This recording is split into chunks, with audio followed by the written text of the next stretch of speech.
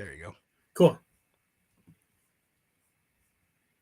All right, let's see if I can find this on your thing and share it. Sure. I'm assuming it's somewhere here. So we're live now. I'm assuming people are probably not watching this very second, but... Yeah, no, I never get them like the second it happens. I don't see it on here. It'll go on your Facebook? Is that where it's going to show up? Yeah. I thought so. Yeah, I don't see it, but... click on the main page of it. There we are. Oh, yeah, it just popped up yeah. now. Yeah, cool. Yeah. Okay. There you go. Oh, here we go. Yeah, okay. I'm going to just share this quickly because it's making a bunch of noise. So, Yep, no problem. Oh, we got a viewer though, Sam. Sweet. Okay. We're just working with a couple things right now, and then we're going to get going here. I can actually hear myself twice here, so I just cool. Okay. Yeah, give me a second. I'm almost out of here. All good. Okay. Let's see who's watching here. They got the chat. Oh, Ronnie Ladderbrook. Hey, Ronnie. Oh, cool. Right on. Yeah. Ronnie. He's been on my show a few times too. Yeah. Sweet. Cool. Okay, I think I shared it. I think okay. we probably have. Yeah, here we go. Sweet. There we go. Right. We're good. Hooray! We're ready to go. We're Technology. ready to go. Peg City Soundoff. The latest episode I think we have started, which is great. We're going to call it the After Dark. A couple of viewers already tuning in here. Sam he just shared the thing on his page. So we're good to go. As always, we start with the sponsor, Little Gallery of Big Messes. I may have messed that up before, but Little Gallery of Big Messes is the sponsor for all of August. Check out the site on that. There's going to be more information coming, and Mark will actually be on the show. I will have Ruth available for that as well, and we will talk about everything he's doing and what we can expect from him. A couple of comments already. Ronnie says, let's freaking go. My two favorite podcasts of all time. This is dynamic. I love it. Thank you, Ronnie. As a multiple guest of both of us. Cool to see you jump in there. Guest tonight, obviously no introduction needed. I mean, Sam, like, you're all over the place here. Sam Thompson. I don't know if that's a good thing or not, but yeah, thanks. Witchpolice Radio. I mean, you're all over the place because you've been doing this. When did you start this? 2012, was it? Yeah, the first episode was in November 2012. Yeah. Yeah, maybe give I mean, any viewer of mine is probably going to be a listener of yours, but maybe just give a little rundown of how you came about and started Witchpolice Radio and then kind of where you're at right now. Sure. Yeah. I mean, I guess maybe it's easier to start with now, where I'm kind of on the verge of releasing the 1000th episode of the podcast, which is exciting. I didn't think I'd get to 10 episodes or 100 episodes or 500 episodes or now 1,000. So I think it really is just, I interview local bands. This is kind of just a testament to how much local music there is in Winnipeg and Manitoba because, I've done almost 1,000 episodes and there's no shortage of artists to interview. I mean, every day I discover new local bands, so it's pretty cool. But this show has been around for a really long time. It started off in 2012 as there's a long version and a short version, but the short version is in 2012 I discovered what podcasts were. I didn't know what they were. I assumed it was something you needed an iPod to use, and I didn't listen to I didn't have an iPod. I listened to physical music like a dinosaur. So I thought, okay, podcasts, I can't do them. I don't know what they are. It doesn't apply to me. And then I heard a podcast and realized that this is actually basically just on-demand radio. So it kind of dawned on me that I could do this too. And at the time I started the show, I wasn't playing in bands anymore. I had one very young kid and another one on the way. And I also wasn't working in journalism anymore. That's what my background is. But I spent about 10 years doing communications, like corporate communications jobs. And this was sort of during that period. So I wasn't doing journalism. I wasn't playing music. And, in a roundabout way, the podcast ended up covering sort of both of those interests and kept me with one foot in the local music scene and one foot in journalism. And I work professionally as a journalist now again for a number of years since I sort of my hiatus. But I think doing the show really kept me in both those worlds. So it's really just sort of my obsessive interest in the local music scene has turned into this way to sort of learn more about it and more importantly, sort of archive what has been happening in local music of all genres over the past decade and change. Mm-hmm. Awesome. And you're coming up on releasing the 1000th episode. That is crazy. It is crazy. That's wild. Tell me about this this episode. Like, it's got to be a mega one. I know for myself, I'm doing my 1 year episode, and I have the open invite because I'm a live show. I go live on it. It's an Yeah. open invite. I can have 9 at a time. I'll run this thing for 3 hours, 4 hours if I have to, but it's just gonna be mass emails sent out. Anyone who wants to come talk, we're gonna cover a bunch of topics that are really concerning to our local scene, and it's gonna be a fun episode, but it's gonna be a bit of a serious episode too, Cool. where we are gonna break open a couple eggs and chat about it. But tell me about the 1,000th episode. I'm very interested to hear what the plan is. Yeah, for sure. And I actually want to ask you about your milestone episode in a little bit as well. So we'll get to that too. But yeah, I guess I wasn't sure what to do for the 1,000th episode. I mean, in the past, when I was sort of I guess pre-pandemic, I was doing a lot more shows where I would go to the artist and interview them. And so I'd go to someone's jam space or the back of a van or their house or apartment or literally wherever we could meet to do it. And I was doing a lot more live podcast events too. We'd have live interviews and performances. We had some themed shows that happened. It's like every a few times a year there'd be some kind of live show. I haven't done one of those since the pandemic. I moved everything to doing virtual interviews, which makes everything easier and more convenient, and I can get more done this way. And there's a lot of reasons I like it. But so I was thinking at first maybe I should do a live show again for the 1,000th episode, but there's so much work. I mean, you recently put on a live event. You know how much work there is involved in doing that. And I just, between, work and doing the podcast and kids and life in general, I just couldn't do it. So the concept that I've come up with for the 1,000th episode is that people are going to ask me questions. So I've had for the past month or so, been putting out a call for people to send in questions about the podcast, about podcasting, about the local music scene, about literally whatever they want, within reason. And they're sending them into an email address that I don't have any access to. So a couple of my friends from the local podcast community, the hosts of the Sean Geek podcast and the Manitoba Money Shot podcast, they're controlling and curating the inbox. So they're receiving all the messages. I have no clue what the questions are. And we're going to record this live to me anyway, tomorrow night, Friday night. And I'm going to be hearing these questions for the first time. So I have no idea what people are going to ask, but it's going to be fun to sort of approach things from the reverse angle, I guess. Mm-hmm. Absolutely. That's great. That's what you got to do, right? I love that you have no access to that email. You could get anything. You have no clue what you're getting. Yeah, and I trust these guys enough that if it's like something hateful or something, they're gonna, not show me that one. But I think that the most of it will be people with genuine, earnest questions, or people that I know personally with, in jokes or questions they know are gonna get a reaction out of me. So it was really hard to sort of think of, first of all, if I was going to do some kind of big special episode in my normal format, who would I get for a 1,000th episode? Which artist would it be? And then planning ahead of time to arrange it so the time is worked out. It just seemed impossible. So this makes more sense to do kind of a special one-off episode, and then as soon as 1,001 comes along, back to the normal regular interviewing everybody mode. Yeah. I mean, you're right. Who do you get for that milestone? Who would you get that you haven't talked to? Like, surely you've talked to. Like, I mean, it's a deep scene. There's a lot of people out there, right? There are, yeah. But who would be that person for that episode? So it's really cool how you're taking that on. Question for you though. Yeah, sure. You're going back to after that. You're going back to normal. How do you find the people to talk to? What's your process of, okay, I'm going to reach out to this person, maybe just guide me through how you do that. Mine's simple. I just hit them wherever I can and tell them what the deal is and how we do this and make it work. And the good thing about, and you will know this as well as anyone, the good thing about growing, I mean, I look back to today, 1 year ago today, I announced my first guest. Cool. So it was already, I created it already, but I had no one yet. But today, 1 year ago, I announced my first guest.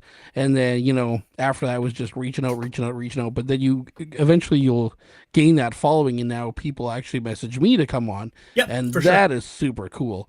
I love that. That's almost my favorite part of it is people reaching out and saying, hey, can I come on? Of course you can. Like, well, that's how you find new stuff, too, right? Me, right? Yeah. I mean, we all have our own sort of preferences as far as styles of music and bands that we've known about or known personally for a long time. But yeah, that is the way you find really cool stuff, is when someone reaches out and says, hey, I have this project. And it's something that maybe you have no frame of reference for, even the style of music or whatever. And that is really cool. But yeah, no, when I started doing the show before it became sort of an interview show, it was me and two of my friends sitting around talking about music, and we would recommend the first 8 or 9 episodes with us. We'd recommend records to each other, and that was sort of the concept of the show. And then one of those guys went on tour, and we decided, I guess we need to fill the void and bring on a third person every episode. And it just so happened that all of our friends are local musicians, so it sort of very easily morphed from, wait a minute, we have this person here. I don't want to hear what records they're listening to. I want to talk to them about their own music. And that's sort of what the show eventually morphed into. So it started off by asking friends to be on the show. And once sort of I figured out the format, and then it would be asking people whose music I was interested in. And then very soon it got to the point where you are, where people reached out to me. And I have too many people. I need to find a better way of juggling requests to be on the show, because I always want to listen first. I want to make sure it's something that, it doesn't have to be a style of music I like. I think to have someone on the show, it has to be something that A, I like and I'm interested in, but B, it can also be something that has some kind of element about it that I want to hear more about. So even if it's type of music that it doesn't do anything for me, there might be something about maybe the lyrics or what subject matter or the person who's making the music. Maybe there's something about them that I want to hear more about, and that makes me interested, and that makes it more worthwhile to have them on the show. Because I think I've heard a lot of podcasts where people will just sort of accept anybody to be a guest, and you can tell when the host isn't interested. And I mean, the host doesn't have to love that person's work, but they have to have some kind of be inquisitive about something about that person and about what they do. And so that's sort of the criteria. But right now I get requests all the time. They show up in all my various social media inboxes. When I remember to reply back, I do, but I need to find a better system, because I do get a lot of them. And it's not for any reason other than my show's been around for so long, right? People know it. People know that this is an opportunity that they can take advantage of to get their music out to more people. So I think it's really just name recognition at this point. And so I need to find a better way to going forward for the next 1,000 episodes if I get there to sort of filter it better. I mean, you're a great host though at the same time. And I mean, like, there's so much I've heard of, hey, a lot of bands I've talked to, and it's a lot of off-air stuff, and just maybe even just on the scene stuff, and they'll bring up your name and, hey, talk to this person. I know Ronnie watching right now. Ronnie absolutely adores this show that you're doing, and he has nothing but great things to say about it. So of course you're gonna have tons of people reaching out to you. I mean, I wanted to talk to you so bad. Well, I'm glad we're doing it. Yeah. No, right? But I guess that's kind of the cool thing about it too, and 100%, you kind of gotta respect the you gotta be invested into the guests too, right? And I guess the cool thing with people reaching out, and like you said, that's how you discover new people. Like, I have a group coming on at the end of the month, and I've never heard of them, but they're 15, 16-year-old cool group, and it was crazy. I'm like, okay, this is cool. Didn't know what to expect. I look on streaming services, and bam, there it is, a full album. It's like, oh my God. It's like Silverchair or what, like some young people putting out an album. So I'm looking forward to this. I really don't know much about them. And then you get to research. And I will tell you today, I fell down the biggest rabbit hole of the year for me, and I don't want to say the person's name because I'm going to do something with this person, but I fell down this rabbit hole of just seeing a name, and this person had reached out to me, and I thought, okay, let's look a little into this, and then send me some cool stuff on her, and then boom, listen to it, and then boom, again, and then there was a cover song. I'm like, oh my God, this is one of my favorite bands you just covered. And then I had this big plan, and then it turns out this person doesn't do God, I hope she's not watching. She doesn't do live shows. And I'm like, this is the answer. This is why anyone I've talked to does not know of you right now. But I fell down this rabbit hole, and like, this is my, and no offense to any band out there or anyone I've had on here, this is one of my biggest shocking moments that I've had in the last year of discovering a band, of how talented this person is. Yeah. But never heard of them before. But it's because all of us going to these live shows and going out have never seen her, because she doesn't do live shows for certain reasons. And my God, I can't wait to like find out more about it. But that's exactly it though, right? It just takes someone to reach out, and then you open this whole new world of music. And maybe maybe it's not the type of music I'm into, but when you discover someone new, you can fall right into that trap, right? Of, Totally. oh my God, I just discovered this band, not really my style of music, but wow, But there's something I about it, love this right? band. Yeah, Yeah. exactly. Yeah, yeah. And it's Yeah. interesting you mentioned, the teenagers and stuff because, like, I've been doing this show for 13 years now, and I mean, I'm 43 this year, so a lot of the people I'm interviewing are quite a bit younger than me. I mean, some of them are older, some of them are people who I grew up going to see play live, which is awesome. But a Hmm. lot of the time, it'll be a 22-year-old or something who's got some new band, and we have definitely things in common as far as music, but their frames of reference for the local music scene and mine are completely different. And I feel like if I wasn't doing this show, I wouldn't necessarily be introduced to some of these bands just because there is such a big age gap. I'm not really in the demographic for their shows, and I'm, my friend group isn't necessarily going to cross over with theirs. So I've for sure, I'm sure this has happened to you or will start happening to you as well, where you're just getting introduced to stuff that is just totally out of your wheelhouse.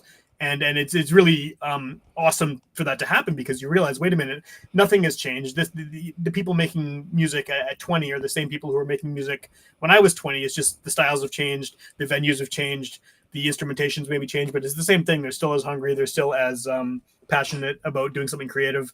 And yeah, so even if I don't get it, even if I feel like I'm too old to understand what the hell is going on with some style of music, there's still something about it, right? There's something that I can kind of clue into that will make me interested. So, and I'm sure that if it hasn't happened to you, it will start happening the longer you do the Hmm. show.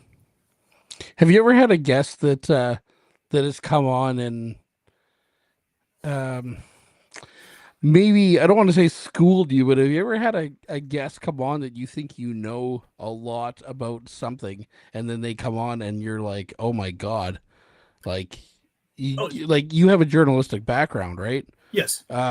Which is awesome, which puts you in another category on this, right? Like you have that background. I just go into this thing blind as a bat, right? Like I have no clue. I'm just going to talk to the bands, but like a good example, like John Enerson, I'm a big 1960s California music Right, fan, right? right. And that guy loves And that stuff. Yeah. and I get a guy who lived it, right? So, everything I knew was peanuts to what he knew. So, Well, I think though, it's kind of that's one of the good things about having conversations like this, right?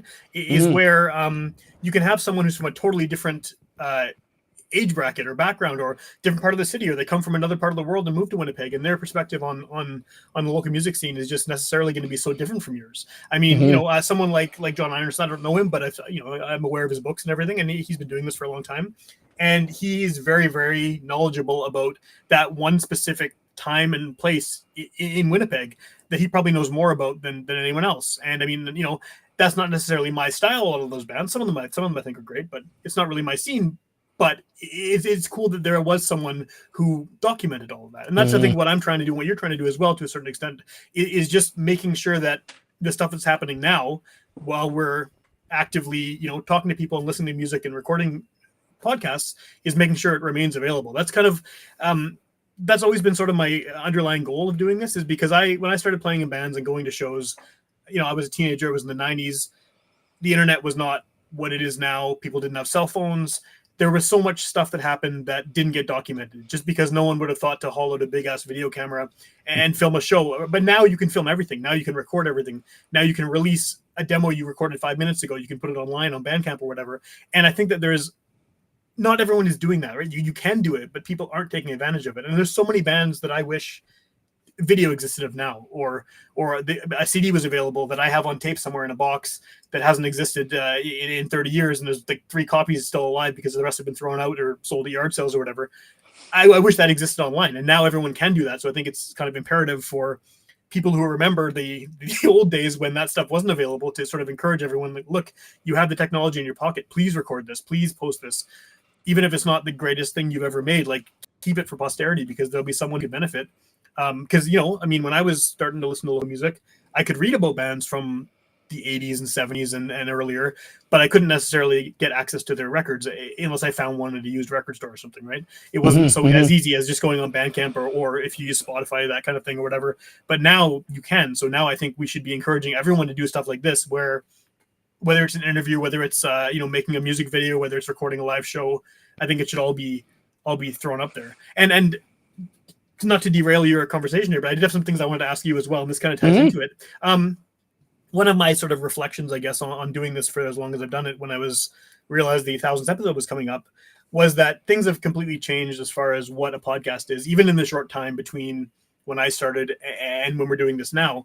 And one of those things is that video and live streaming, and like what you do on your show, that was not really a thing in 2012, 2013, 2014.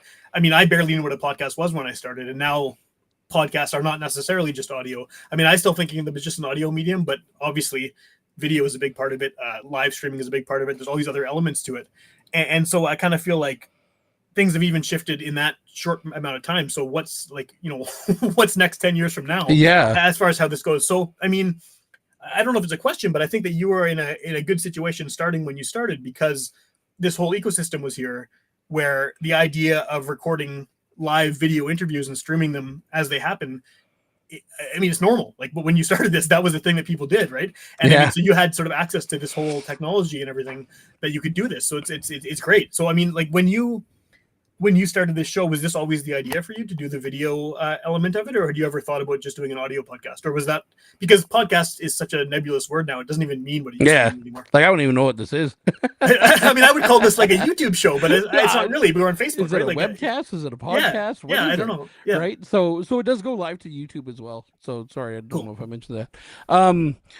So I don't know if you've heard the background, why this is happening, like why am I here? There's a group called the Boneyard. They were out of Ontario, and the guy, and I can't remember his name right now, but his friend Hollywood, they posted one day, hey, he's on the road a lot doing things. We need someone to take over some of the bands. We don't want to lose focus on the band thing. So I jumped on it, right? Okay. And I'm like, yeah, I mean, I've watched some episodes. I'll do it. And then I had Trevor from Omens was my first guest, and of course the email goes to him, and it's from the Eastern time zone, and the times were messed up, and I was eating dinner, and he sent me a message and said, hey, are we not live right now? I'm like, oh, I thought it was in an hour. And then dropped dinner, when did it, right? So that was kind of my experience, and of course a person that I grew up listening to with Jet Set Satellite, right? And I'm like, oh my god, I can't believe I fumbled the first one, but ended up doing that with them. And then I kept grabbing Winnipeg bands, and then they threw me a Florida band, and I'm like, oh no, I don't know anything about this Florida band. And then it turns out they had like 10,000 views on this thing before the show even ended or something. I'm like, okay, it turns out they've opened for some mega bands. And so that's kind of where it started with that. And then I just kept grabbing the Winnipeg bands. And I think by the end of it, I was kind of like, you know what? I think I need to just do this on my own. And no disrespect to the Boneyard. But I'm kind of a guy, I guess with my job, right? I'm a manager at a car dealership, so I have control of my department. Okay. And I feel I needed to control it more, right? So I grab control of it. I book the people. I send the link. I do it all. But I guess to answer your question in the short version, I never envisioned just an audio one because I didn't even know what I was doing. I just jumped on to talk to some bands, right? So I was bred into the live thing, and this is kind of where I'm at now. And I kind of just brand in that way that, hey, we're live, anything goes. Nothing ever bad has happened. Well, one comment happened one time and it kind of ruffled some feathers, but I mean, it's live, but everyone's respectful. Yeah. So I mean, if it was getting out of hand, people were saying things about people, then I gotta rethink the whole thing, right? But it's been pretty good so far, besides the one comment. I think just the long short answer is I never tried with just audio, so this is where I am at fair enough. Yeah. And to go back to what you were asking me too about, how do I find the guests? Obviously you sort of answered a bit of that about your own show as well, but I feel like, I mean, just because you're not new, you've been doing this for a year now, but you're relatively new. Are most of the artists that you're looking for, it seems like you have an interest in sort of the hard rock stuff, right? I mean, it seems like that's more sort of your wheelhouse based on the guests you have. Is that accurate? I mean, is that the kind of stuff you mentioned Jet Set Satellite a minute ago as something you sort of came up listening to? Yeah, I mean, was that your scene? Like when you first started getting into local I was more into that, right? And then honestly, when I had the Boneyard thing, the Loud Awards was coming up, Right. which you're once again nominated for. Yeah, I know. Yeah. But that was coming up, so I really brought in a bunch of hard rock bands. But you know what? I've become just such a fan of local bands, and if you look at if you want to really take just a quick dive into what I like about local music, you look at my Summerfest lineup. Yeah. You just pull that lineup. Those were like I've told people this. I had 37 bands rejected for Summerfest, and I didn't reject them on purpose. I already had my 9 bands. You had a big list. I saw that. I didn't go to the show, but I saw the poster. It was a lot of bands in there, yeah. I already had the 9 bands, and like anyone watched, stay tuned because you're going to hear about the next one. Yeah. And the list is bigger. But I already had the 9 bands, but those were my favorite bands. I've told the story countless times with the Northern Rails. Like I've known those guys since they were autopilots. Yeah, they played an event for me, which people who know me, especially my wife, will know what kind of event that was that they played way back when. They played an event for me. I saw them at Finn's at the Forks. Okay, yeah. I mean, I've known those guys and Kendra since they were in the autopilot band, right? And now they're Northern Royals. So I really wanted them to be part of it, and just everyone else. Pure Entry was one of my first bands that I really got into here, and developed a pretty cool friendship with a couple of them. There's Evan right there, buddy. But you know what's cool actually is that like that lineup you had for your show, and this is no offense to any of the bands on there, because I've had some of them. Northern Royals is a great example. They've been on my show multiple times. Great people. But I think that if I was putting on a show, I wouldn't have picked any of those bands. And that's, again, not an insult to those bands. It's just sort of a testament to how wide the music scene is, that you could have a list that long of bands and there wouldn't be repetition. And I think that's why there's room for more people to be doing things like this, because there's so much stuff out there, and there's not necessarily going to be any crossover. Maybe, I mean, a lot of those bands I've interviewed in the past, but if I was picking a show and you're picking a show, there's going to be diverse stuff on each lineup, and it's going to be, they could coexist beside each other. And so get a third show or a fourth show, or someone doing a CKUW FM show, or writing about bands or whatever. There's so many opportunities because the scene is so huge that you can do this without stepping on each other's toes. Like, I'm not worried when I see you have an episode with someone I've interviewed. I think that's awesome. It's not like, oh shit, yeah, this is I already did this. What are you doing? Like, I don't care. It's the more the merrier, right? So that's with you saying that, it's the cool thing about it is, and this goes with the festivals too. And I'm going to specifically call out a certain festival right now, Cosmic Cat.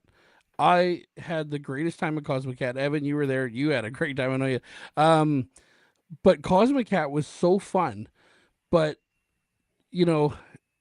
I talked to the organizers about it, and we really didn't cross any bands. I mean, Northern Royals played, and I think that's the only band that crossed over, I believe. But the good thing about it is, and we are in agreement, that Cosmic Cat and Peg City Soundoff, like Summerfest, we're not in competition with each other. We are pushing local bands right now. We are pushing to do the scene. But as for you and me as well, I saw you had ticked off on. I'm like, oh, that's super cool. I freaking love that band. And like, obviously, I see the list of your bands. Like, oh yeah, had him, had her, had that band. It's not a competition with us, not at all. It's not at all like, oh, how dare he ask them that question? I just asked them that question.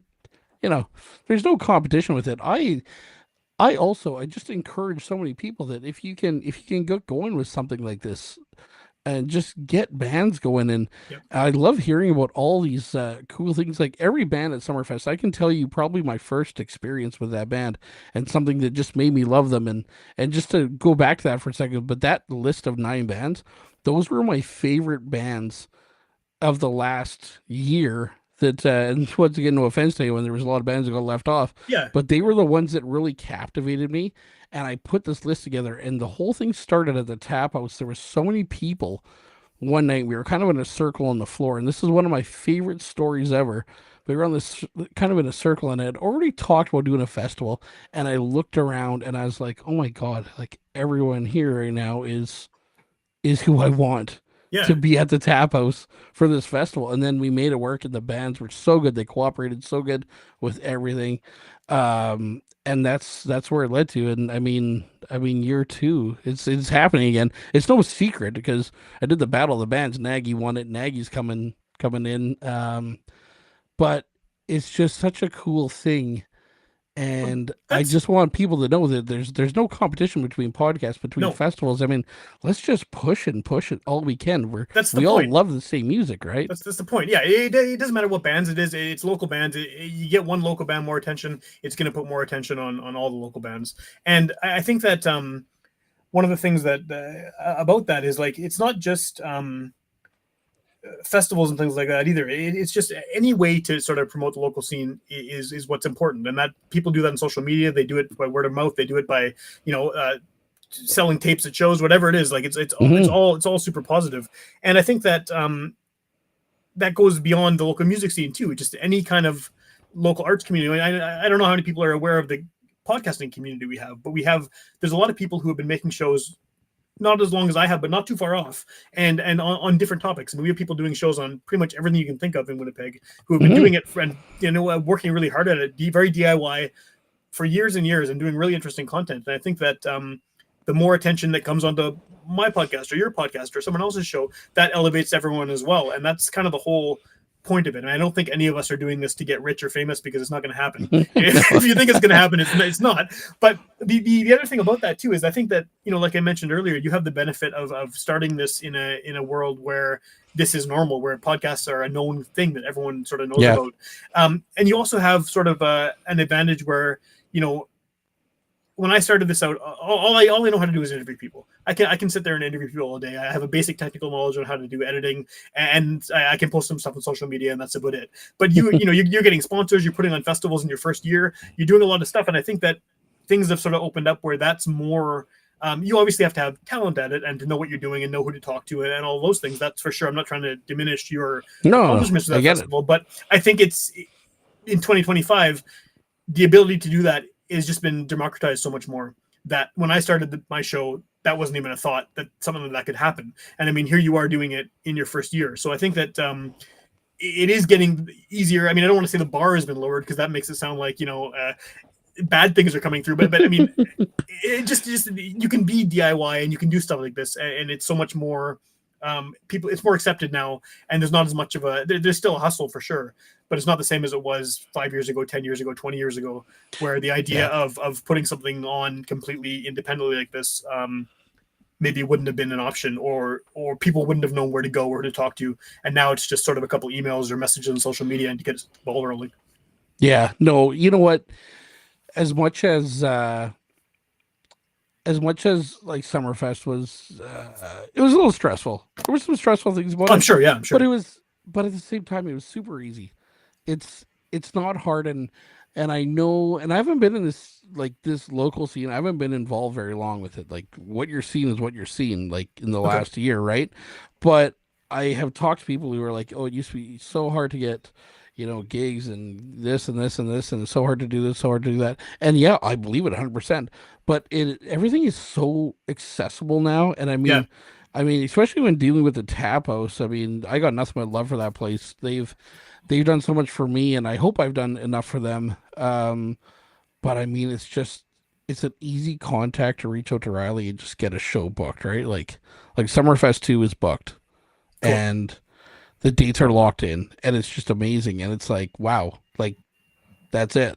It's locked in. I just got to get the bands, and then similar to last year, a couple changes in how it's going to be done, but things are a bit easier. And I know, like, I say that right now, and if anyone in other festivals are listening, they're probably like, this guy's crazy. It's not easy. It was easy for me because I had the venue. I had some sponsors that helped out in some areas, but it wasn't like, it wasn't like pulling tooth and nail trying to get a venue. Like, the venue was just like, boom. It was like that. Riley had it lined up for me immediately. The next one's lined up already. Like, I mean, what is it? August 14th, and it's already lined up. And, but yeah, things have been easier, but even doing this, like you said, everything is just kind of set up for me. Like I just got on a streaming account, and and pay my $30 a month, which is what the sponsors pay me. And it basically just pays for me to do this, so I'm not like out of pocket all the time. Right? There's still stuff's out of pocket, like you said. No one's getting rich off this thing. If No. anything, this is going to cost us in the end.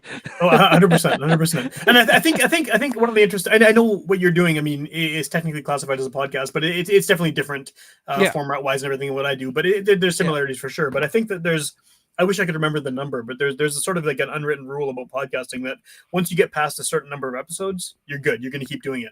But so many shows bail, and I think it's something really small, like 8 cool. episodes or something.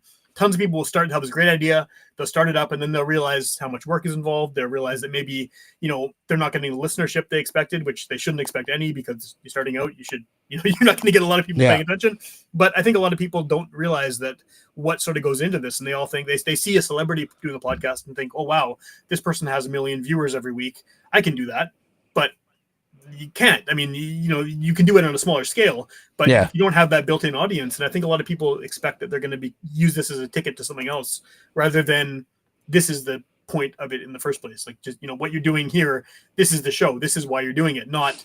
I mean, if it becomes a springboard to something bigger, that's awesome, right? But yeah, I think that people need to be happy, sort of, with where they are, and delivering the message and the subject matter and the content that they're delivering, and focus on making that really good, rather than focusing on sort of trying to become the celebrity podcaster. And I think a lot of people have kind of gone wrong there, where they've tried to do that. And I'm sure on video streams too. I mean, now that that's been so much easier for people to access, I think a lot of people start that out, and then boom, they give up after a few episodes, because it's not what they thought.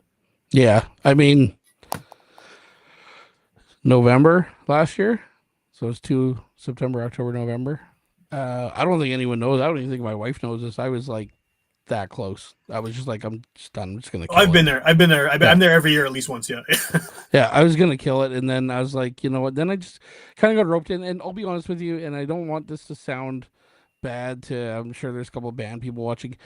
I don't want it to sound like I use this to springboard my band. Oh, I'm gonna get to this question from Evan right away, but I don't want anyone to think this springboarded my band or anything. But it didn't hurt us getting some shows. Sure.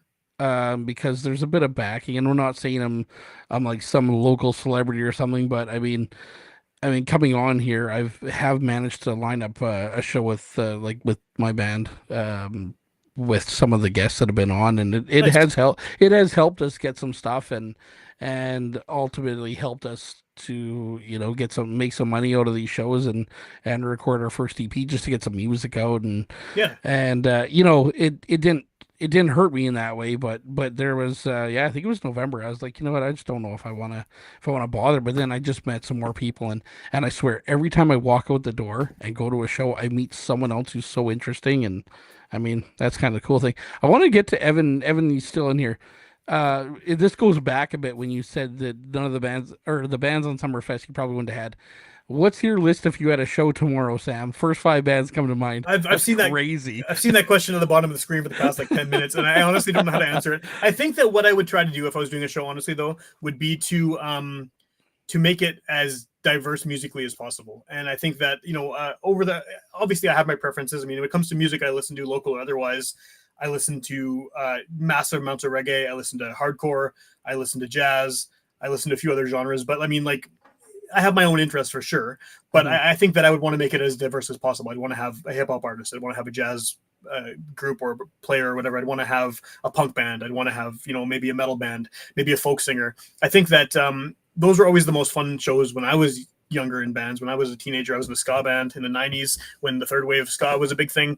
And we played shows with, hardcore bands, metal bands. There'd be a folk singer opening up. It would be just incredibly diverse bills with like 10, 11, 12 bands on the bill. And for $5, right? And those were always the best shows. I mean, I feel like it's very easy to do a show where it's all the same genre kind of matched together. I mean, you can find 10 punk bands, no problem, because they all know each other. And there's nothing wrong with that. I mean, I'd love to see a show with 10 punk bands for sure. But I'd rather see a punk band with a funk artist, with like a soul singer, with a blues player, with a classical musician, like whatever. I think the more crazy you match everything up, the better it is. And so I don't have a 5-band list that I can think of off the top of my head, but I would definitely be trying to choose each of those 5 from very different styles of music, I think. I mean, I'm sure if I sat here long enough, I could think of ones that would fit well together, because that's part of it too, right? It's not just I like this band, I like this band, I like this band. You want to make it an experience that the audience will actually be able to sort of handle the transition from one to the next, right? Yeah, exactly, right. And that's super cool. It's a great answer. We didn't get the bands, but it's a great answer though. Diversity is key, I do believe. Mixing genres for shows, I think, is a thing that we got to start looking into a little bit. Yeah, I think it needs to happen more often, and I think maybe the real answer to that question is, again, not listing 5 bands, but I'd want to have people doing something that maybe kind of pushes boundaries a little bit. I mean, if I'm getting a punk band, I'd want to get a punk band that's doing something very different with their sound, or have someone who's playing, not just a jazz group, but someone who's playing something really out there and avant-garde and weird, and maybe like. I think the stranger the stranger you get stuff, because there's a lot of people who still only listen to certain kinds of music, right? Yeah. So I think that you get a bunch of rock bands and have one rap artist on there. Maybe some of the rock fans are not willing to give that a chance. But if you get something that's very different and very unique and weird, it's gonna resonate with them maybe in a different way than I'm reading Ronnie's commentary. Yeah, that Robin's Donuts. That Robin's Donuts is long gone. And actually, our podcast community, we do monthly meetups, and we meet at Robin's Donuts downtown. We've been doing that for years now. All the podcasters come together and hang out and have coffee and donuts. But yeah, I definitely there's been at least 2 Robin's Donuts I went to for interviews regularly that are no longer in existence. So that was one of them for sure. Is that the one that's like right by like Thompson Drive? No, it's the Moray one, the one right by Oh yeah. Portage and Moray, the big one. It's been gone for a few years now, but yeah, that was where I first met Ronnie for sure. Yeah. Yeah, I gotta actually make it out to one of those podcast meetups. I know I've talked about getting out there. You should, yeah. Like that's the whole DIY thing where everyone just sort of supports each other. And I mean, yeah, there are people who do shows there that are different age demographic than me, very different subject matter on their show, very different interests, and I mean, I would never have met these people in regular life probably just because our paths wouldn't have crossed. But some of them are like my favorite people ever. Like we really have a tight community. We have new people who come in and out every month, which is great too. But there's sort of a core of us who have been doing this for years now. And yeah, they're probably people I wouldn't have met otherwise, but I really appreciate their friendship and their, advice and things about podcasting, because we're all making this up as we go along, right? So super cool. I'm looking at a comment here, and Evan, you've been awesome on here with some conversation pieces here. So, and this is where I'm really going to give you credit, because this is going to go back to something we've been talking about a lot. Sam coming to the band house with a tape recorder is still the coolest podcast experience for us. Bring it back. So this also goes back to how me coming into it with the video thing, just boom, boom, boom. Like, I did a live on location at the tap house with Pure Entry. Yeah. I set up 2 cameras. I brought my my Mac M4 here, which is just a little tiny box, a screen, and my my interface. I mean, it's a small setup, right? But I set that up, and boom, just like that, I can do something live on location. So you go to the band house, super cool tape recorder. Well, it wasn't literally a tape recorder. I mean, okay. It was a Zoom H1. I don't know if you know it's a portable recorder. It's about this big. Yeah. I just sort of set it up in the middle of the room, and everyone sits equidistant around it. We would just talk, and that for the first few years of the podcast, that was how I did the podcast. I didn't have separate mics. I didn't have mics at all. I had this one little recorder in the middle of the room, and it wasn't always great for audio quality. Sometimes it would be great, sometimes it would be horrible. But I mean, that was sort of the format. I didn't know that I could do something like this. This wasn't an option, right? Like pre-pandemic, the idea of recording a Zoom call was not even in anyone's mind. No, exactly right. And so that was how I upgraded my recorder a few years down the road, and it was still the same thing. It was still a portable recorder going to someone, interviewing them on their own turf. But yeah, it definitely was an interesting experience for sure. Doing hundreds of those over the years. Exactly fun, yeah. Right. I wish it was a tape recorder. I mean, I definitely have a lot of tapes, but yeah. So in a couple of weeks, this one I'm pretty sure it's on my page. I'm doing a live on location with Ledwin. Okay. From their jam space, and they have the technology, then I have the technology that work together. Yeah. And we're going to do a live band recording. Like, they're going to do a full performance that's going to be broadcast on here. And that's just kind of how technology and how things have moved along, that it's just like, Eric from Leadwood's like, yeah, I got this thing.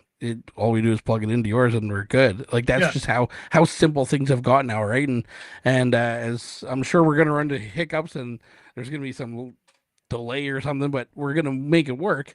But just back to that you laid some groundwork, obviously years back, 2012. I mean you've come this far, and people like me, I don't want to. I mean like kind of just continuing it.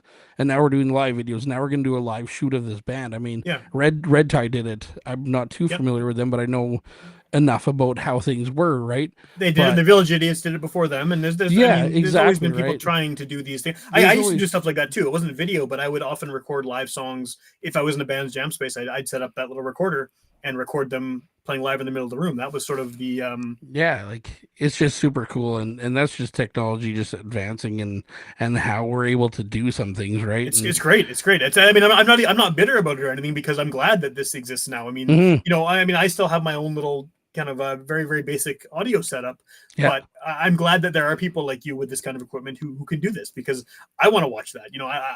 I would like to tune into a live performance by a local band online. I mean, I started watching those all the time during COVID, and they were yeah, great. It was awesome that you could just sort of tune into Facebook or whatever and see that. So it's great that that's an option. yeah. It's just kind of just going back to what we were talking about there, how things have just evolved, and I came straight into live video, and this is kind of just where I'm at, and it's one of those things that what's next, right? Like I'm always trying to think of ways to reinvent it, so I can just keep going, and I mean you're closing in on 1,000 episodes. It's just that whole stat is just wild to me. It's ridiculous. It's ridiculous. It definitely is ridiculous. Like oh my god, it's just crazy. Sam, has there ever been an artist you interviewed at a smaller point in their career that went on to really blow up? I'm sure there has been. I Ronnie saw that. Ladderbrook. Yeah, I see that question there too, and I'm not sure. I guess like I'm sure there's better examples that I can think of, but the one that comes to mind most is Jay Wood, who started off as Mm, a local artist who's now he's in Montreal now. He's been signed and everything. He's putting out records on like a fairly large indie label, and he's getting a lot of attention online and things like that. And I mean I still remember the first time I met him was outside. Um, the Park Theater at a show, a Witchpolice show that was at a live show we were doing, and he knew some of the people who were on the show, some of the people I was interviewing and stuff, and he started talking to me about this project he had, and I remember saying, "Oh yeah, one day we should get you on the podcast once you have that sort of started." And he's been on 4 or 5 times over the years, and sort of every time I have him on the show, he's doing something more exciting and more successful. And I think there's a lot of bands like that who have sort of the ones who have stuck around are usually kind of they're succeeding, right? Like they're doing better and better, and it's cool to see. That's why I like having return guests on, even if mhm. it's every couple of years have the same person on again. Is you can kind of see how their career has continued to progress, and some people haven't. Some people are happy where they are. Some people are happy being the local band that plays once twice a year and recording music on their own time, and those people are interesting to talk to as well. But sometimes they're more interesting. Actually, the people have asked me this before too about sort of who is the best interview I've ever had on my show, and I don't have an answer for that. But the answer that I like to give is that it's often not who you expect it'll be. It's often not someone who is extremely famous and successful. It's not someone who's winning awards. It's someone who's played like 2 shows and they're super pumped that someone wants to hear about their music. And those are the ones who are going to share the episode and get it more listens. And those are the ones who are going to be like really, really passionate about talking about what they're into. Whereas someone who's doing their 5th interview of the day, and that's not any fault of theirs, but I mean they do this every day promoting. It's a record cycle. They're used to the press whole setup and everything like that. They've answered these questions before, but some new band that just started that just has an EP out and they want to share it with everyone, they're going to be super super pumped and super passionate. And I often Mhm. enjoy those episodes better because I mean I've had people on, and he's a great interview, but I've had Fred Penner on twice. And I mean, Fred Penner is awesome. I grew up listening to his music. I still love his music. Like, he's a local icon, and it's great talking to him. But going into that interview, he's done thousands of interviews that year alone, right? So he's I mean, what he's going to say is definitely something he's probably said. No matter what questions I ask, most of them have been asked before, and that's not any fault of Yeah. his or any fault of mine. But it's not going to be as he's not going to be as excited to be talking about the same stuff that he's talked to 7 other journalists about, within the past week. Whereas this band that I'm the first time they've ever been interviewed by anyone. They're super, super pumped. And I'm sure you've had that too, where people who are sort of new to it, they're really, really excited that someone cares enough to ask them about what they're doing. And I think that those are often the best interviews, because those people, like they're just really excited. Mm-hmm. Yeah, agreed. I think I go into some of them and I'm like, okay, these usually run half an hour, but when I get going with someone, as I am with you right now, we're at 50 minutes. That's great. That's fine.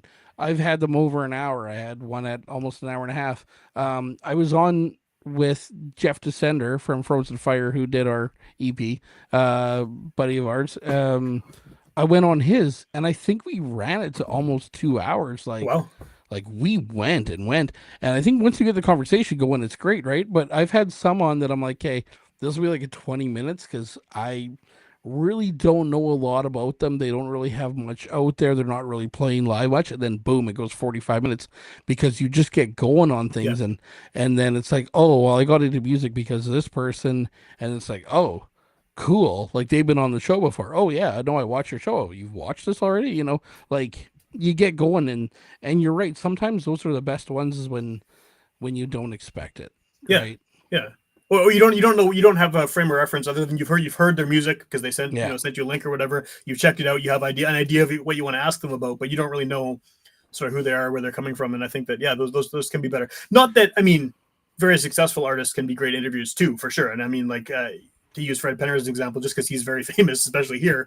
I mean, he both times I talked to him, he was fantastic, and it was a really great conversation. But yeah, I mean, someone of that stature compared to a band that played their first show 5 months ago, I mean, it's a different level of energy, I guess, in terms of excitement about being interviewed. Exactly, right. And if Ronnie, if I answer that with my side, someone who's made big, but I haven't really talked to, I haven't been around long enough to talk to someone and then made it big, but talking with Ariel Posen was super cool, because being a guy to switch to the music side about it, the musician side about it, I was always a Gibson guy, and then now I play Fenders, right? Fender guy, and then he gets his signature guitar. So I'm like, oh my god, reach out, gotta talk to this guy about this. And sure enough, all the stars aligned. It was great.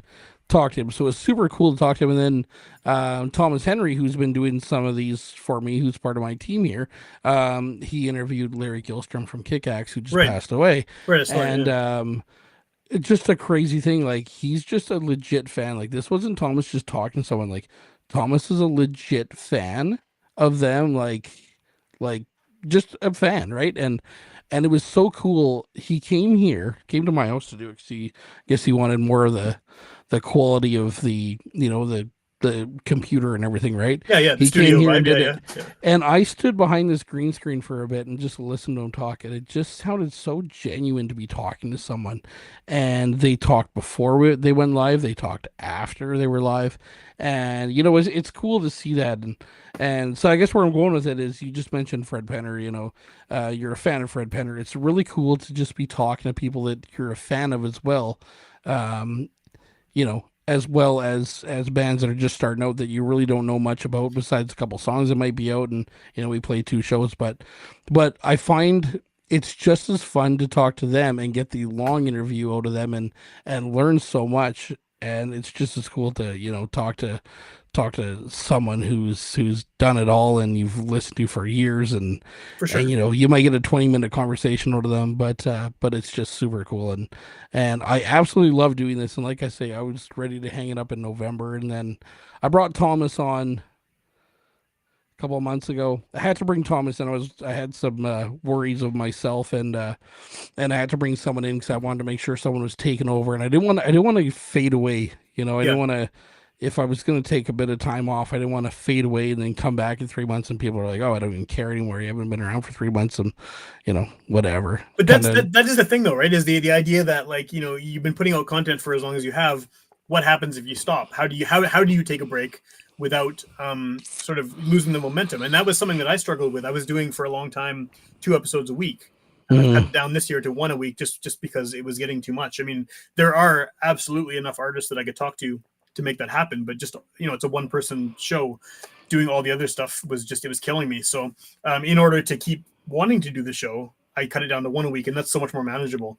And Yeah. but I think that, like, I was even worried about that. I remember thinking, wait, what are people going to even want to continue? Like, they're expecting 2 a week, because I've been done at 2 a week for 8 years or whatever it had been at that point. Like, what happens when I slow this down? And what one person who is a listener and a past guest on the show told me was that because I put so much stuff out there just on social media and everything, it didn't seem like I was slowing down. It still seemed like there was a lot of content being churned out, because I always post, on this day in whatever year I interviewed this person, and repost those episodes to get them back out there and stuff. So I think that it's really just a matter of making sure that there's something coming out so people know the show's still alive, because there's so much to choose from, right? I mean, there's, we're 2 podcasts. There's thousands and thousands and thousands of music podcasts. And I mean, if you go beyond, there's a certain amount of local music podcasts, a certain amount of Canadian music podcasts.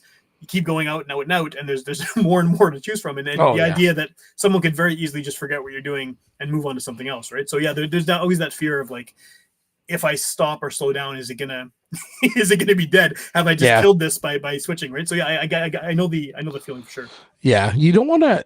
I find you don't want to over post as well, right? You don't want to do it too much. But then I've had days where I didn't post anything one day. I'm like, oh my god, I forgot a day. Yeah. It's like, you don't have to do it every day, but yeah, you also don't want to post like 7 things a day. And it was really hard around Summerfest, because I was really trying to pump the tires on it, right? And I found it kind of hard around Summerfest to I had my countdown going, posting stupid memes of it, and but I was trying not to overdo it, because you also don't want people to be like, oh my god, another post, flip, like, but yeah, I guess that was my biggest fear too. And what I wanted to say about Thomas too, though, is Thomas, who has come in and talked to some bands, like, he has done so good. He does his research. He loves doing it too.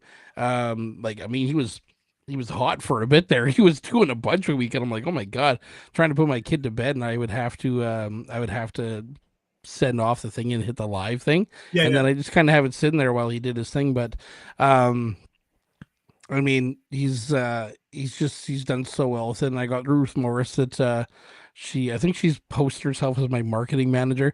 She's basically out there looking for sponsors, but we have so much going on right now too. I mean, we just started the concert series that'll start in October. It will be a concert every 3 or 4 months, a show that we will seek out local sponsors to cover the door fees so the bands can maximize profits, which I think is just it's a good thing right now, which is all leading to my question for you.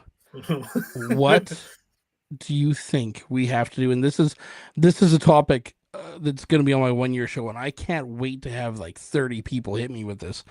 What do you think we have to do to boost attendance at local shows? Well, I think that is a loaded question. I think a lot of people are going to have opinions on that for sure, and they're going to be pretty different opinions, I think, too. But I mean, you can't. The obvious answer, which isn't going to work, is to say that shows should be cheaper, because those of us who went to shows 30 years ago, remember, you could go for $5 and see 8 bands, and but you can't do it. Things have changed, right? I mean, everything costs more. That's not necessarily feasible. But I think that it's hard, because you have to. One thing that I know I mentioned earlier, I like seeing the diverse bills. I like seeing bills where there's a lot of different types of music in the same place. I don't know if that's the same for everyone. I think everyone benefits from being introduced to more stuff, but I think that people maybe need to think out bills more. I often see shows where there'll be 3 bands I want to see, and then the 4th band I have absolutely no interest in, and it just kind of seems like, why is this band on here? This band would fit in better maybe with 3 different bands or something. And I know that's probably just personal preference, but I almost wonder if maybe there's more curation needs to happen as far as who's playing on a bill. I often see posts on music groups on social media saying, like, we need a band, someone please message me, and like, that's great in the sense of getting maybe new bands an opportunity to play a show, but that might mess up your whole flow of the style of the event, right? So I mean, you could get someone who just totally doesn't fit, and their audience doesn't want to see the other types of bands, and vice versa, and it's going to just maybe sink it a bit. But again, it's very subjective, right? I mean, if I want to see a show that at my age, with my interests and all these things, maybe isn't even remotely the same as what a 20-year-old wants to see. And maybe that 20-year-old is more used to paying $25 to go to a show, whereas to me, I still have this stuck in my head from 1997 that like I should be paying $5, to go to a local show, that kind of thing, right? So I think it's hard because I mean, there's such a wide range of people who go to shows, and their interests are different, and their needs are different. I mean, as someone who my day job starts at 7 a.m. every morning. I would like to go to shows that start earlier. I'd like to have a show that ends at 10 rather than starting at 10. That would be great. I mean, people with kids, my kids are older now, but I mean, I know a lot of people with younger kids can't go out to shows because they're putting their kids to bed or to school the next morning or things like that. I mean, again, different demographics, different interests, different needs. But I think that, yeah, and there's also so much competition for entertainment, right? People now are in a world where you can just press a couple buttons and watch any movie you want, even if it just came out in theater last week. And I mean, so the idea, I mean, that those businesses are suffering, and the way people consume. I mean, I'm a Luddite, and I listen to physical media only, and music anyway. I don't do streaming and stuff, but I mean, people have access to every song imaginable at the press of a button. Do they need to go out? I mean, I hope they would, but I think a lot of people just think, well, I can watch that band playing live, or watch my favorite band from the States or Toronto or whatever playing any live show they've done in the past 20 years because it's on YouTube. And it just kind of seems like there's much more competition for people's eyes and ears. And I think that might be part of the problem. I don't know. I also admittedly don't go to a lot of shows as much as I used to. When I was younger, I went to shows all the time. Now I go when I can. I try to go to a lot of outdoor ones, a lot of sort of the summer. I noticed that. The free summer concerts, because it's places I can either go with my kids or I can go, it'll start at 7, end at 9. I can get home. I got to get up for work in the morning, that kind of thing. And so but I'm not 20 years old. I mean, the people going to those shows are closer in age to my kids than they are to me. So it's just a different different things. So yeah, I don't know what the answer is. For me, I think I'd be more motivated to spend, say, $25 on a local show if the bill was better. And that doesn't mean they're all bad. It doesn't mean that the people who are putting on those shows are doing it wrong. It just means for my interests, I'll see one band that I really have zero interest in, and that's going to sink it for me, unfortunately. Like, because it's like, I don't know what time they're playing. I don't want to show up and have to sit through that. and that sounds bad. Like, I feel like an asshole saying that. But no. I mean, there's certain types of music that I really don't like. And I mean, there's lots of music that I love and lots of music I'm interested in. But I mean, there's stuff that I just don't want to see. And I think that is enough to sort of, I can stay home and listen to a record, or I can spend $25 and find parking and all this stuff and then go buy a drink and all, I don't know if I want to do that, because the bill is not really, it's kind of, Yeah, I get it. And there's no wrong answer. Yeah. And, anyone who's going to come on September 2nd and give an answer, there's no wrong answer. I just think it's a discussion to be talked about, because it is something that has come up a lot. There's a conversation of, to quote it, bands watching bands, and I swear it's like trending right now, because there's so many people who have said that's what we're seeing right now is bands watching bands. Unfortunately, I've gone to some recently where it's been low attendance, and you got to forgive it on a Thursday night and a Tuesday. Like, God forbid it's a Tuesday night.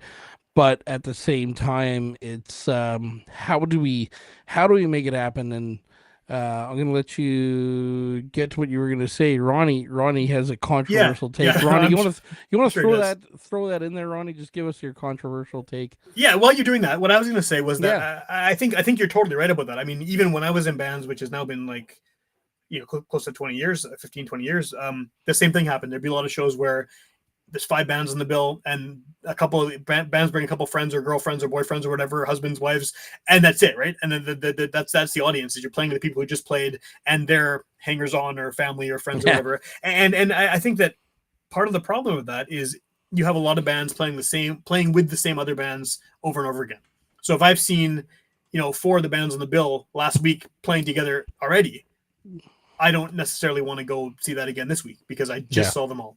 And I think that, I get why that happens. I mean, they're friends, they know each other, they play similar styles of music. It makes sense that you'd have the same people playing shows with each other, but it can get stale. Ronnie is going to give us the answer because it's a novel. Evan says young people don't have rock stars the way we did. Well, it's because they're all making tea, as per Liam Gallagher. They have influencers and content. Yeah, okay. Some mainstream incentive for young people to get into live music, and yeah, Evan. Like, I mean, that's what's gotta. There's got to be a way to change it. And Sam, to what you just said too, um, over overplaying, I guess you could say. You know, you're playing Thursday night, you're playing Friday night, you're playing Saturday, three different venues, but they're all within a 5 kilometer radius, right? And it's the same two bands opening for you, or vice versa, on all those bills. Like, which you're going to pick one of them if you want to see those bands, but not necessarily all three of them. Yeah, I get that. And yeah, that's right. You don't want to overdo it, and like it's like hitting it on the head right now. These are the topics that are coming up on the 1 year show, right? And it's cool to talk about it with you and get a viewpoint from from yourself. And I know I've seen posts of yours where you've gone to some outside shows, and yeah, I mean there's some great venues in the city: Side Stage, Park, Tap Yeah. House, Bulldogs. Oh God, I don't want to say what I'm going to say about Bulldogs, but Bulldogs is great. Bulldogs is bad location. Yeah, I agree with that for sure. There have been times I haven't gone to shows, and not just there, but there have been times where I haven't gone to shows where it's across the city, and I just don't want to do it. I mean, Bulldog is. I mean, yeah, the area is a little sketchy, but it's also not close to where I live at all. No. Like, I mean, for me, it's like if there's local bands that I know I can see again a week and a half from now at a closer venue, I'm going to do that too, right? And so that obviously doesn't apply to everyone. Some people live right there, and it's super convenient for them, and that's just awesome. And hopefully they go to those shows. But yeah, I think it's just there's not as much incentive to go to see bands that you can see again. I think is maybe the thing. And maybe you can't. I mean, what often happens, and this has happened to me for sure, is that a band I think I'm going to see because they keep coming to Winnipeg or they keep playing local shows, I'll see him next time. And then next time doesn't happen because they broke up or someone died or something horrible happened or whatever, right? So, I mean, there's definitely a reason you should go to shows, but I understand why people don't necessarily want to, because I often don't want to. But again, it's all the whole demographic thing matters, right? I mean, I'm 43 years old. I have kids in high school. Like, I'm not necessarily the age group that a lot of these bands are appealing to anyway. And so I've already done the going to shows all the time when I was younger, and that's sort of who this is geared towards. So I don't know if my answer is even relevant, because my idea of wanting to be home at 10 o'clock, maybe, to someone who's 22 and doesn't have responsibilities the same way, the type of family responsibilities that you have or I have or whatever. I mean, they're what they need is different. What they want is different. So you're not going to get a consensus answer on that at all. No, but I do remember when I was younger, and even more recently, I mean, I really enjoy, especially in the early 2000s, the Winnipeg hip hop scene. Winnipeg has a great rap scene, and there's some of my favorite local artists ever are from that community. But you go to shows, and there'd be DJs playing for 2 hours before the show even started, and then there's 5 people on the bill, and then by the time 1 a.m. rolls around, then the headliner is playing, and by that point, like, even when I was younger, I was done. And so I think that a lot of shows still follow that format because they're trying to maximize drink sales and things like that, and I get it from the venue perspective. But when you have shows that it says it starts at 8 and then you get into 2 a.m. and it barely, the headliner just got on stage 20 minutes. Like, it's not, it doesn't work for everyone. And so it's tough. Yeah. I don't know how you change that though, because I mean, again, it depends on the audience, depends on the age group, depends on, what kind of music it is. There's all these different things, but it depends on, not every venue can stay open super late because it's just not feasible for them financially. And so, yeah, it's really tough. I personally, and this maybe is again a factor of my age and interest and all this stuff, but I'd rather just go to a house show. I'd rather be at a show with 50 people. I realize why this is not great for bands, but I'd rather be at a show with 50 people in someone's living room or someone's backyard. I can sit there, I can bring some snacks and just kind of watch someone play music in a very intimate environment. And that's I would choose that over everything. I would choose that in my own house over going to any show for any band. And I have done that. I've had house shows, not recently, but I had shows in my backyard, in my basement. And I just very, very much prefer that kind of vibe. I'm not the most, it's funny because I talk to people all the time on the radio, on my podcast, but I don't like crowds. Like I'd much rather be in a very, very small group of people where I know most of them, where it's like, everything is sort of controlled. I'll choose that any day. And I know that's not what everyone wants. I mean, some people love big festivals, and that's great. And that's why those festivals work for them. But for me, I mean, I'm not going to go within, an an hour of folk fest while it's happening because I don't want to be with that many people. I don't want to be anywhere near camping of any kind. It's not me, right? So yeah, I think it's hard. There's no answer to this question. I mean, I'm the same way. I'm not big with crowds, and like I have tickets to Oasis at the Rose Bowl, and I'm not going because of certain reasons. I won't go down to that area, but I'm not going. But I do have the tickets. I got them, and then things changed.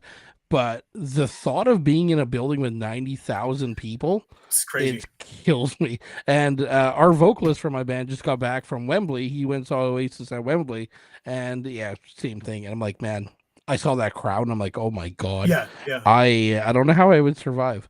But yeah, you know what? One more thing on the show thing, but because I know this again, it can be talked about forever. But I think that the way that things have changed as far as the way people buy tickets and things like that, I think that has kind of messed things up a bit. Honestly, I think that, you know, it used to be you'd go out to a show because you knew a show was happening at, let's say, the Albert. You just go to the Albert because the show is happening there. Now everyone's buying things online. It's all pre-sales. People are panicking about how successful the show is going to be or not because they're seeing whether people are buying them in advance. And I almost wonder if like the death of sort of the walk-up crowd has affected the way people do shows, because now you're expected, people want to know if you're going a week ahead of time, and they want to check that you bought tickets, and they're going to bug you for that, and you got to, you know, do all this online. And I don't know, I mean, I feel like I go to less shows since that became the way things are done, but that also might be because I'm older, because, you know, I don't go to shows as much in general. But I would much rather go to a show where I knew I could just walk in, give someone $10 and I'm good, rather than having to worry about, you know, logging into some site and using credit cards that I don't use, and things like that, just to get a ticket to a local show. So I get why 100% why people do it that way, because it's just more options to get the tickets out there. But yeah, I don't know. I don't think there's an answer. No, I don't believe so. Evan's got one in there, but yeah, I mean, there's no wrong answer. I don't believe there's a right answer. There's lots of opinions on why, but it's just something that you see, and like I say, it's hard on a weekday, but sometimes you go on a Friday night, and it's a little bit of a lower crowd here tonight. What's going on here? Where is everyone? And yeah. I guess I got a question for maybe not for you, but for anyone who's listening to this, like especially if they're younger, is do people just go out to go to a show without knowing what's happening? Like, is that even a thing anymore? Because that was a thing, especially with the Albert. Like when I was a teenager, you know, we could either sneak in underage or go to the all ages shows of the Albert. I mean, there was always something happening at the Albert. You knew there'd probably be a punk show or a metal show at the Albert. And there were many times when I was, you know, 18, 19, whatever, where we would just go to the Albert because it was the Albert and because you knew there'd be something good there. And I don't think that happens anymore. Like, I don't think I've heard, but maybe I hope it does, but I don't think people just show up at a show without having any kind of, because there's more competition for your dollars and your eyes and your ears, and I think it's harder to just get that sort of blind walk-up customers. Yeah, I mean, you're not wrong. Well, there's no wrong or right. But, but your comment is spot on. I mean, when we see things come through, let's just use Facebook for a great example. Message comes through on Facebook, invitation, this is coming, interested or going. Yeah. Most people hit interested on those things, not whether they're going or not. Whether they're going or not. They hit interested. Everyone does it, yeah. Yep, and that's fine. That's fine and dandy to do it that way. But when you do that, when you get those, you're obviously checking that bill. Is there any bands I like on this? For sure. You know? And yeah, are people going out to see a live band because, hey, I'm just going out to hear live music?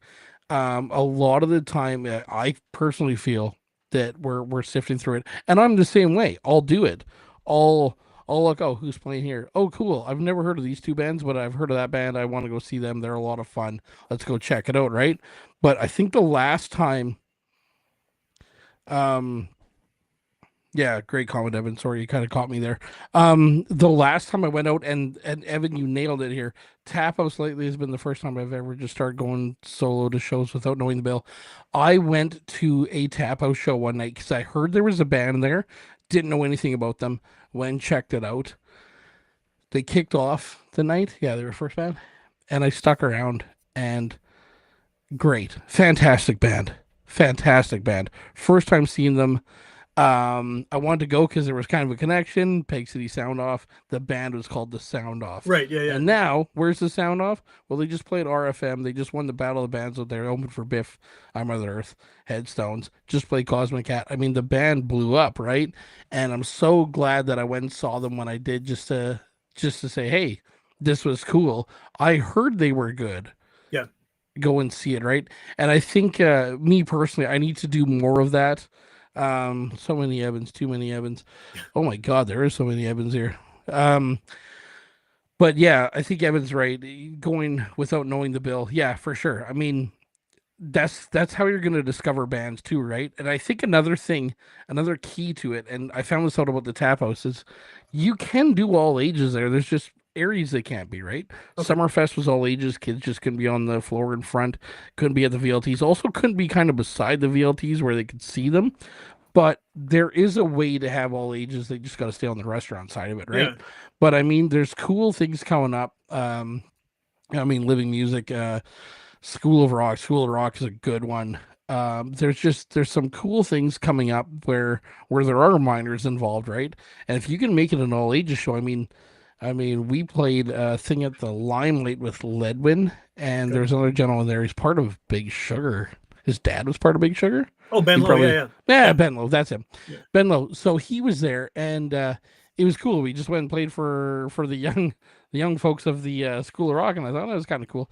But that's kind of the future of it too. So That was to the past be of able it to, too, though, right? I mean, like yeah, when I first started going to shows, the first show I went to when I was I would have been in 1995. I would have been 12 or 13, like I was grade 7, and that was the first time I started going to shows. And there was all ages shows everywhere. Like the West End Cultural Center had all ages shows constantly, full of local bands. The Albert every Sunday was an all ages show. All these bars, Aussies, there'd be all ages shows. Our friends, teenage bands would play there and stuff. And it feels like that kind of died down a bit. The just like constant availability of venues for teenagers to play. And I'm not pretending that I know all the venues in the city. There could be some that have opened up since that I have no clue about, and because I'm not the right demographic. But it definitely seemed like there was a big push in the 90s and even the early 2000s toward all ages shows. And I think that's where you're going to definitely get. I mean, those people want to hear local bands, right? I mean, like they're that's a great age. Someone who's 16, 17, like that's when you start starting bands. Most people, that's when you first sort of start playing music, is when you're that age. And so like that's how you get new people coming along, is you introduce them to seeing, their favorite band is. I mean, yeah, it's crazy. There should be all ages shows everywhere, I think. But unfortunately, a lot of venues are bars. They got to make money off booze. It makes complete sense. I get it. But yeah. I'm just reading a comment from Ronnie here. We got some action in the chat tonight, guys. Can you see that one from Ronnie? No, I saw it earlier, but it disappeared. Okay, there's there. Can you see There we it go, now? Yeah, Yeah. there you go. Yeah, this That's is the- what I was talking about. Exactly. Yeah. There's 4 shows in a night. It's all the same kind of music. That's a great point. How do you decide which one to go to? I mean, if you like a band on each one of those 4 bills, you can't go see all of them, especially if the prices of a show is what it is now, which again, it's not anyone's fault, but it's a lot more expensive than it used to be. So you got $15, you got to choose which one to go to. You're not gonna see all of them. Yeah, I mean, and like with talking about that too, the overexposure in bands playing too many times. I mean, sometimes the unfortunate part too is some bands will take a bit of a break and not play for 4 months, make you think they've gone away or something, and then they'll come back with a show. But guess who's opening for them? The band you saw the night before at the other venue, right? And I mean, I'm not trying to rip on anyone here or anything, but yeah, Punk Fest was amazing. That was great.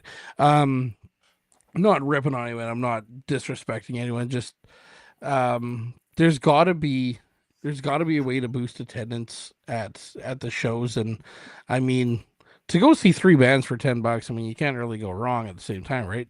Like, you can't really go wrong. I mean, you go spend $150 to go see a band play MTS Center and pay $8 a beer or whatever it is, Yeah, $8, whatever.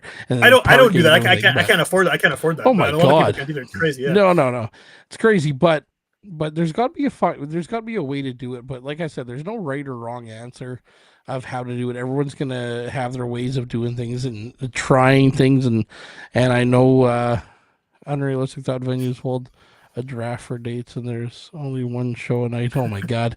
Yeah, good luck with that one. But yeah, I mean, I don't know. I don't know what the answer is, and we're gonna hear a lot more I'm input sure on I'm it sure I'm sure you will. I'm in sure a you couple get a lot of weeks. yeah. And it's gonna be super cool to hear. I mean, it's gonna be great to hear different takes and ideas of how to do it. And I think the only way that it's gonna work, I mean, one venue I absolutely loved and had the privilege of playing a few times, and actually played. Jaywood was on a bill once with me at it was the Goodwill, and I didn't know who Jaywood was, and then he played. I'm like, oh, this guy's good. Yeah, he's But totally great. Yeah, yeah. yeah, but you know, there's you got to keep the venues alive somehow, right? And I mean, everyone seems to be doing okay right now, but what's the answer? What's the answer to get bands out? Do you do four original Better. bands one night, do a cover band the next night? Maybe people want to go see cover bands. People love cover bands. Yeah, Tribute bands. that's a whole other subject matter. Yeah. But I have very strong opinions about cover bands actually, and Okay. I don't know how much I want to get into this. I don't I get why bands do it. I know it's a very they make a lot more money doing shows with cover bands. I don't want to make anyone not want to get please get paid. Like please go be a musician and get paid. But Yeah. I don't understand why anyone would want to go see a cover band. And that's not shitting on the people who do it. It makes no sense to me. If I'm going to choose again between all these different shows and I got $15 and I can pick one of 8 shows happening in the city, why on earth would I ever choose to hear people play worse versions of someone else's songs? Like I know people love it. I know people love hearing familiar stuff, but I can't wrap my head around it. And the tribute shows are different because it's like a one-off. It's like a bands as bands. I get why those are successful because it's a novelty. It's some band you already know changing their style up for one night, playing the songs of someone else that they love. I get that. But just to hear like a radio rock cover band playing top 40 stuff, I don't know why anyone would want to pay to do it. Like, I feel bad saying it because I don't mean to shit on anyone okay. being a musician, but like it sucks. Like I can't fathom if someone was doing it in a different style. Like if it was some jazz artist doing a bunch of like death metal covers, yeah, I'm there for that. It sounds great. But someone just playing, I don't know, like pick a band, any band on the radio right now. Someone doing like the Tragically Hip or something, right? I mean, great band, but playing those songs as is, note for note. I'm sure it would be great because everyone can sing along, everyone knows the words. It'll do very well, be very successful because that band doesn't exist anymore for obvious reasons. But it's not necessarily what I want to see. If there's an option to see someone, even if they're bad, doing something original and trying something that maybe pushes the envelope a little bit, I'd way much more rather see that. And actually, to go back to something I said earlier, those bands as bands shows, I love the idea of it. Like I said, I love that it's someone doing a one-off show. I find a lot of those have random choices. It'll be like 3 people covering bands that I love that are all very similar, and then just one terrible band. It'd be like, a bunch of great stuff, and then someone's covering Motley Crue, and it's just like, oh, I'd rather shoot myself in the eye than like I ever even listen to Motley Crue, let alone like pay money to see someone playing bad songs worse. I just it's not for me. So, but I'm not the whole audience. So that's... No, I get that, and it's amazing to me. I find it amazing how well those tribute shows do. Sorry, just reading the message here. Evan, you can't have early shows and late shows. Come on. It's amazing to me, the tribute shows, how well they do. And every time I see like there's a tribute show going on and then I hear about the crowd and I'm like, oh, it's like damn near sold out or sold out. Yeah. Like, are you kidding me? Like, unbelievable. Why isn't everyone in tribute bands? But and it is a one-off thing. And the bands that have been doing it, like from what I've seen, sound absolutely phenomenal doing it.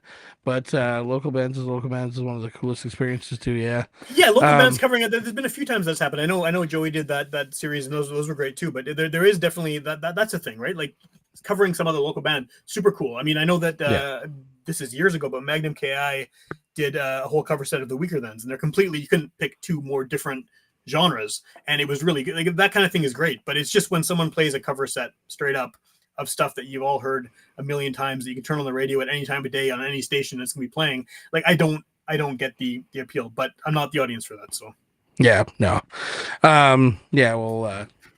cover bands, tribute bands, local original bands. Just you know what? The last thing I want to say about that is just I've known lots of people over the years who are incredibly good musicians. Like they're unbelievably talented. They can with theory and all this stuff, but all they ever do is play other people's music, and I don't get it. Like I think that I'd rather see someone who barely knows how to tune a guitar, who can't sing on key, but they've written something that means something to them, and there's feeling in it. I think it's very hard for someone doing a note for note version of someone else's music to have that same kind of emotion behind it.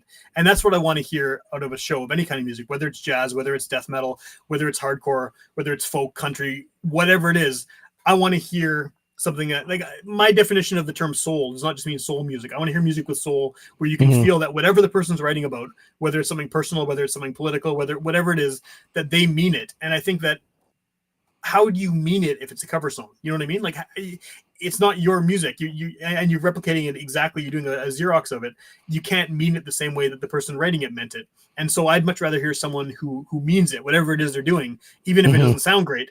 That's way more interesting to me. And that goes with people on my show too. Maybe it's not my style of music, but I can tell that there's something behind their soul to what they're doing, where they actually, there's no bullshit there. Like, it's genuine and honest and real. And that's all I want to hear out of music. I want to hear someone doing something real to them, whatever that means. And I don't think a cover song, unless you're completely deconstructing it and putting your own spin on it, I don't think it's real, because you're just basically hitting play on the recorder. You know, it's like, yeah, I get it. There's nothing original. It's like copying, photocopying a painting and putting it up on the wall. Like, that's cool. You still have a version of that painting, but like, it's not, none of the emotion that went into the real one is there. You have a facsimile of it, and that's what a cover song is. And like, again, no disrespect to people who are making money by doing that as a job. Like, good for you, collect your check.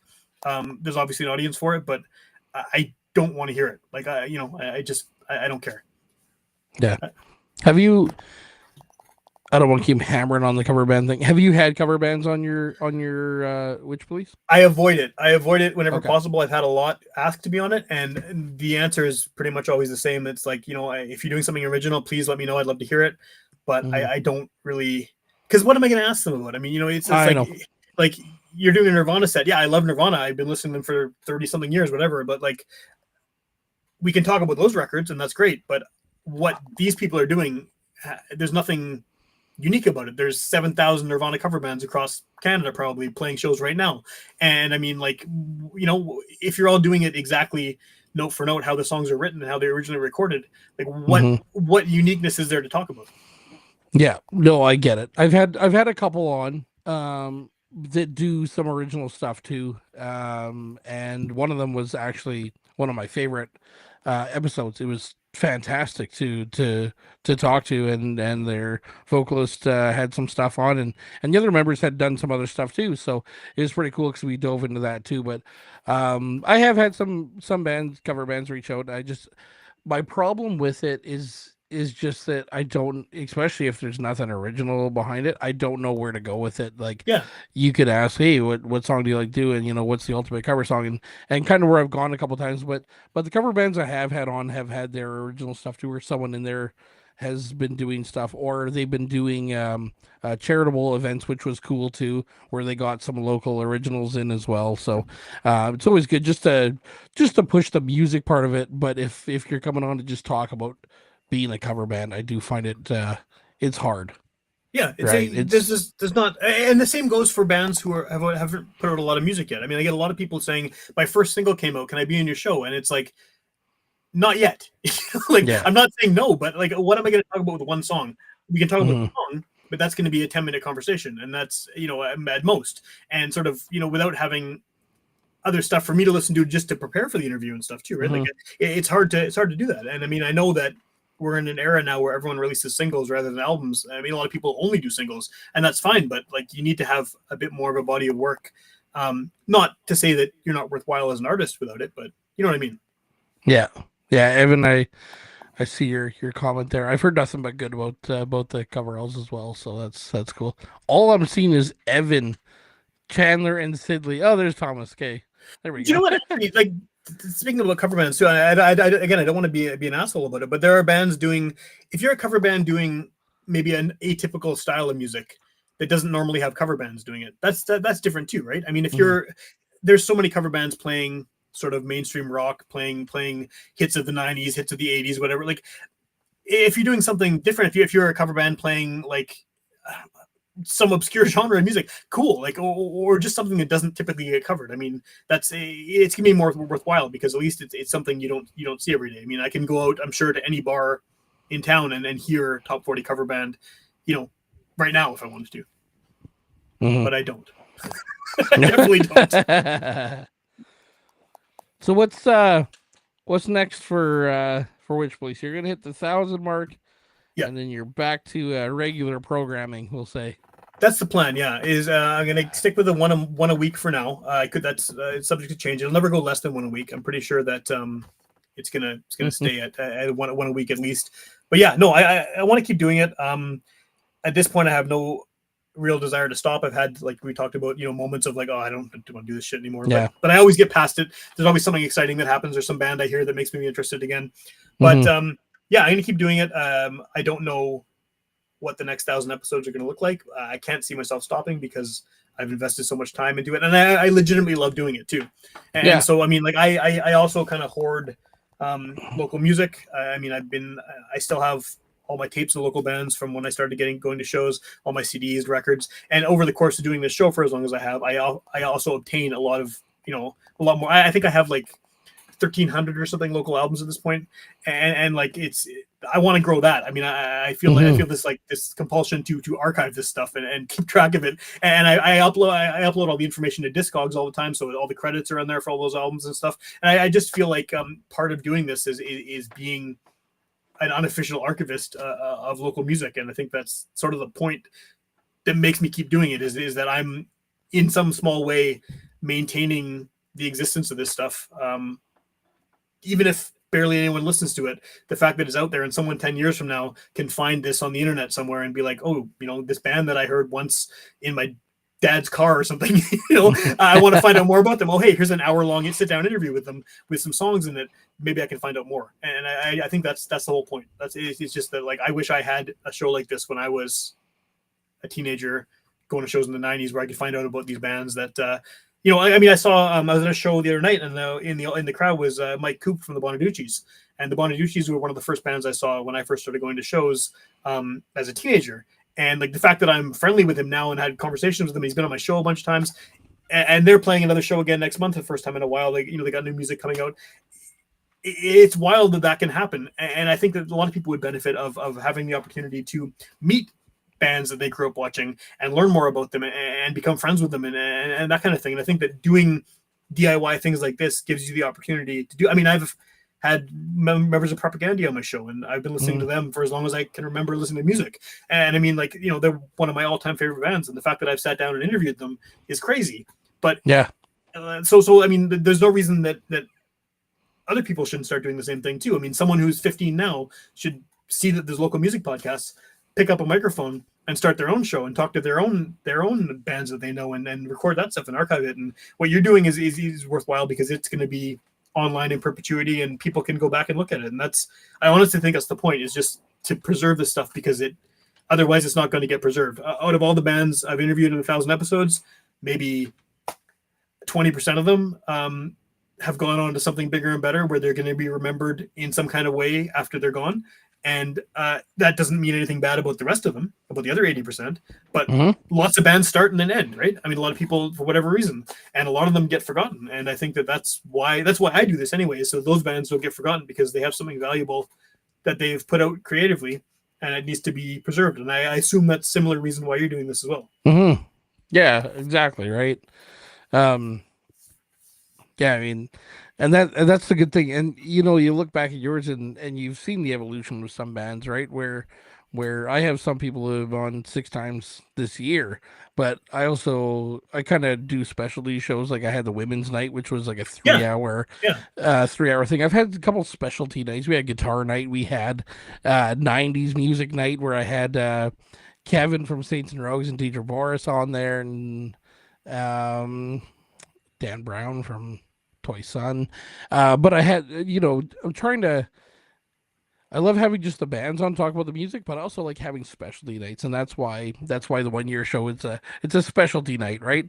Well, that's that's actually a really good point. Just sorry to interrupt, but it's not just the bands, right? It's the people who are recording the bands, people who are making posters, people who are doing making music videos. There's so many other music scene adjacent people out there who get even less attention than some of the bands get. Some of the bands barely get any attention, but so if you think about that, then this guy, 7 or 8 steps down, who's contributing in some small way, gets even less. So I think we need to be for sure. Shows like that are great because they highlight those people and what their contributions are.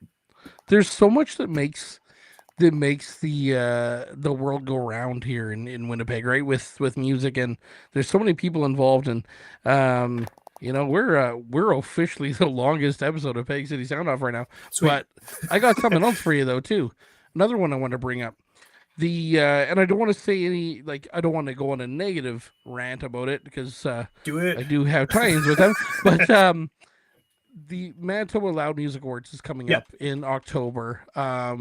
There's awards, best drummer, guitarist, performer, upcoming band, rock band. Make sure you vote for Valley Narrow in those.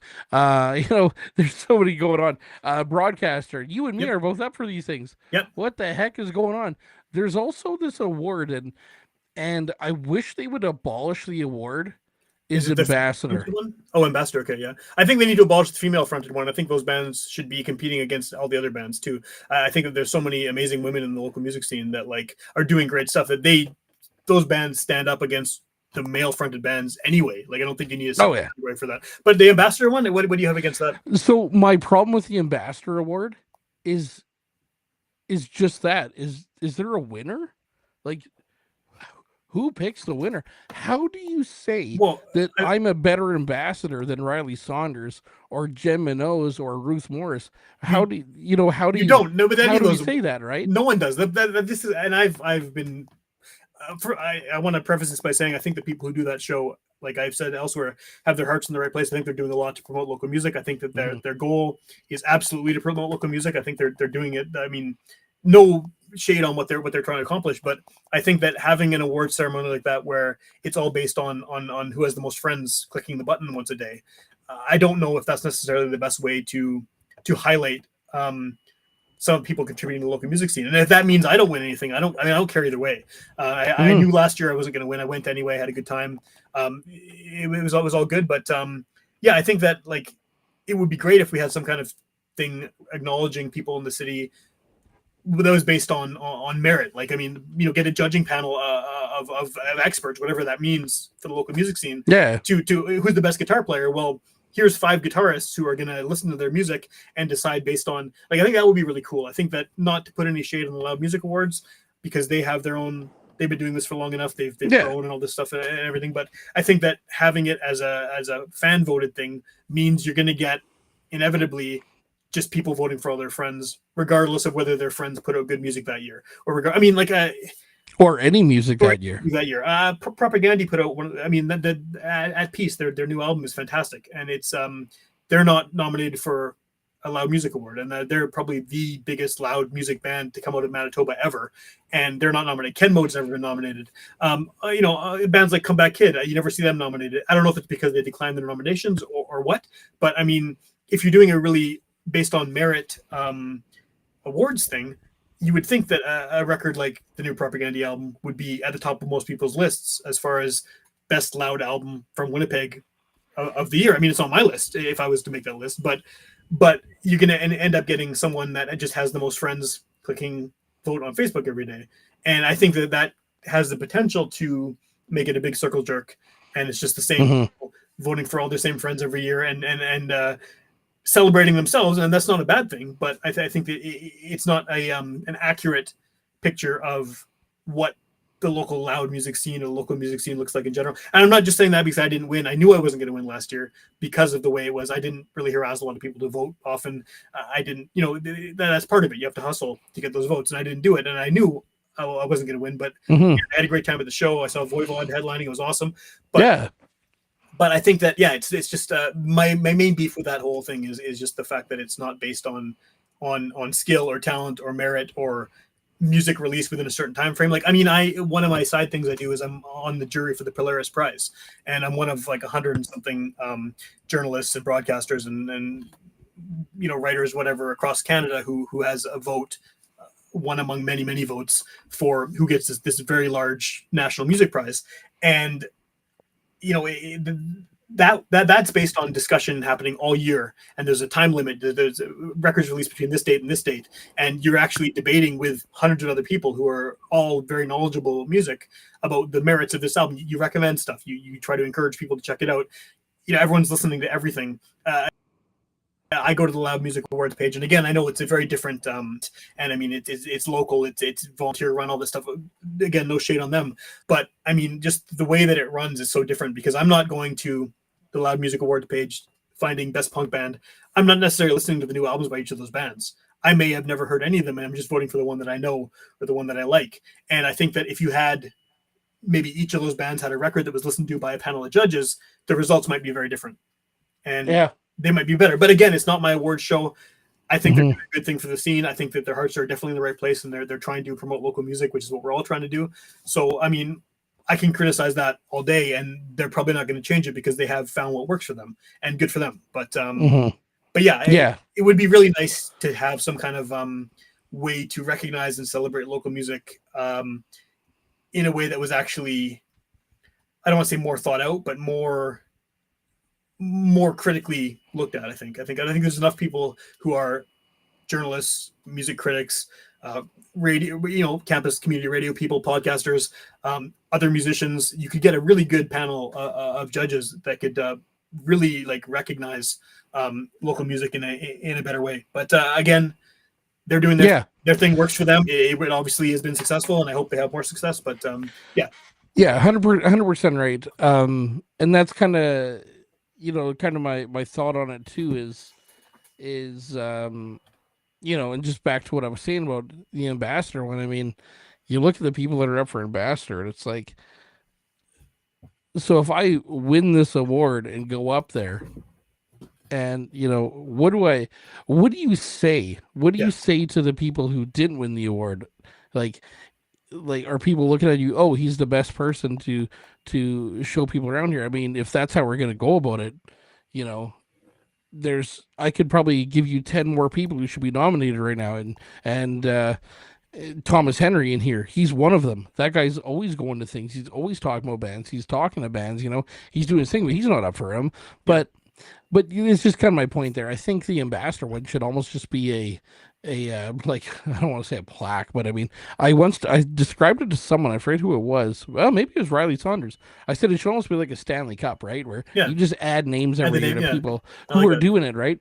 But even even the broadcaster one, I mean, Sam, you're coming in on 1,000 episodes here, and but that doesn't matter though, right? I mean, no.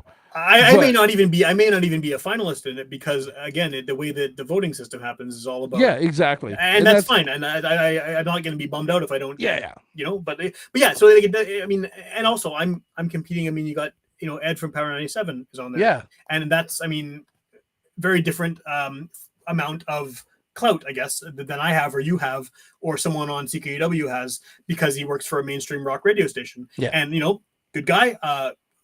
Obviously, it would be nice to see him win something because he puts in a lot of work, but you know what I mean, right? It's hard. How do you compete a DIY podcast or a DIY live stream or a campus radio show with a mainstream radio station, or how do you a guitarist in a touring band that's signed, that has put out a brand new record, versus some guy in a basement band who got nominated because his friends put his name in. It's not really a balanced system, but again, I don't have an award show. I don't have the time or energy or knowledge of how to do that, so I can complain about it all day, but I'm not thing. I do think for something like that, though, just the last thing I want to say about this is, I think that I forgot to do it this year when the nominations came out, but I've always wanted to, for that Loud Awards, is go in during the nominations and nominate people that maybe aren't necessarily going to get attention from that scene, because there's people doing loud music that are not necessarily part of that scene that maybe aren't as well known. And I think that, the only way to stop the complaints that I have or other people have, because I'm not the only one who has these complaints,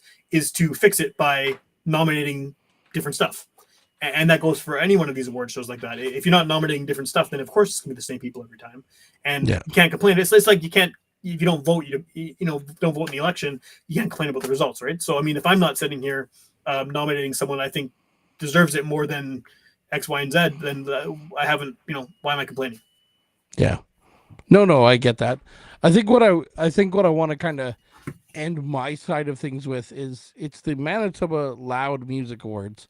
Um, you see the bands that were there last year. I was there last year. It was the first time I ever went. I wanted to go Yeah, check same it with out. me. There was Same time, first time I went to. some bands I had talked to already. Ramskull was one. Yeah, good band. Yeah, Hadn't talked to Sanskrit, but Sanskrit was so good. I had But them there on my were show after seeing them at that because oh, did I you? like to say, yeah.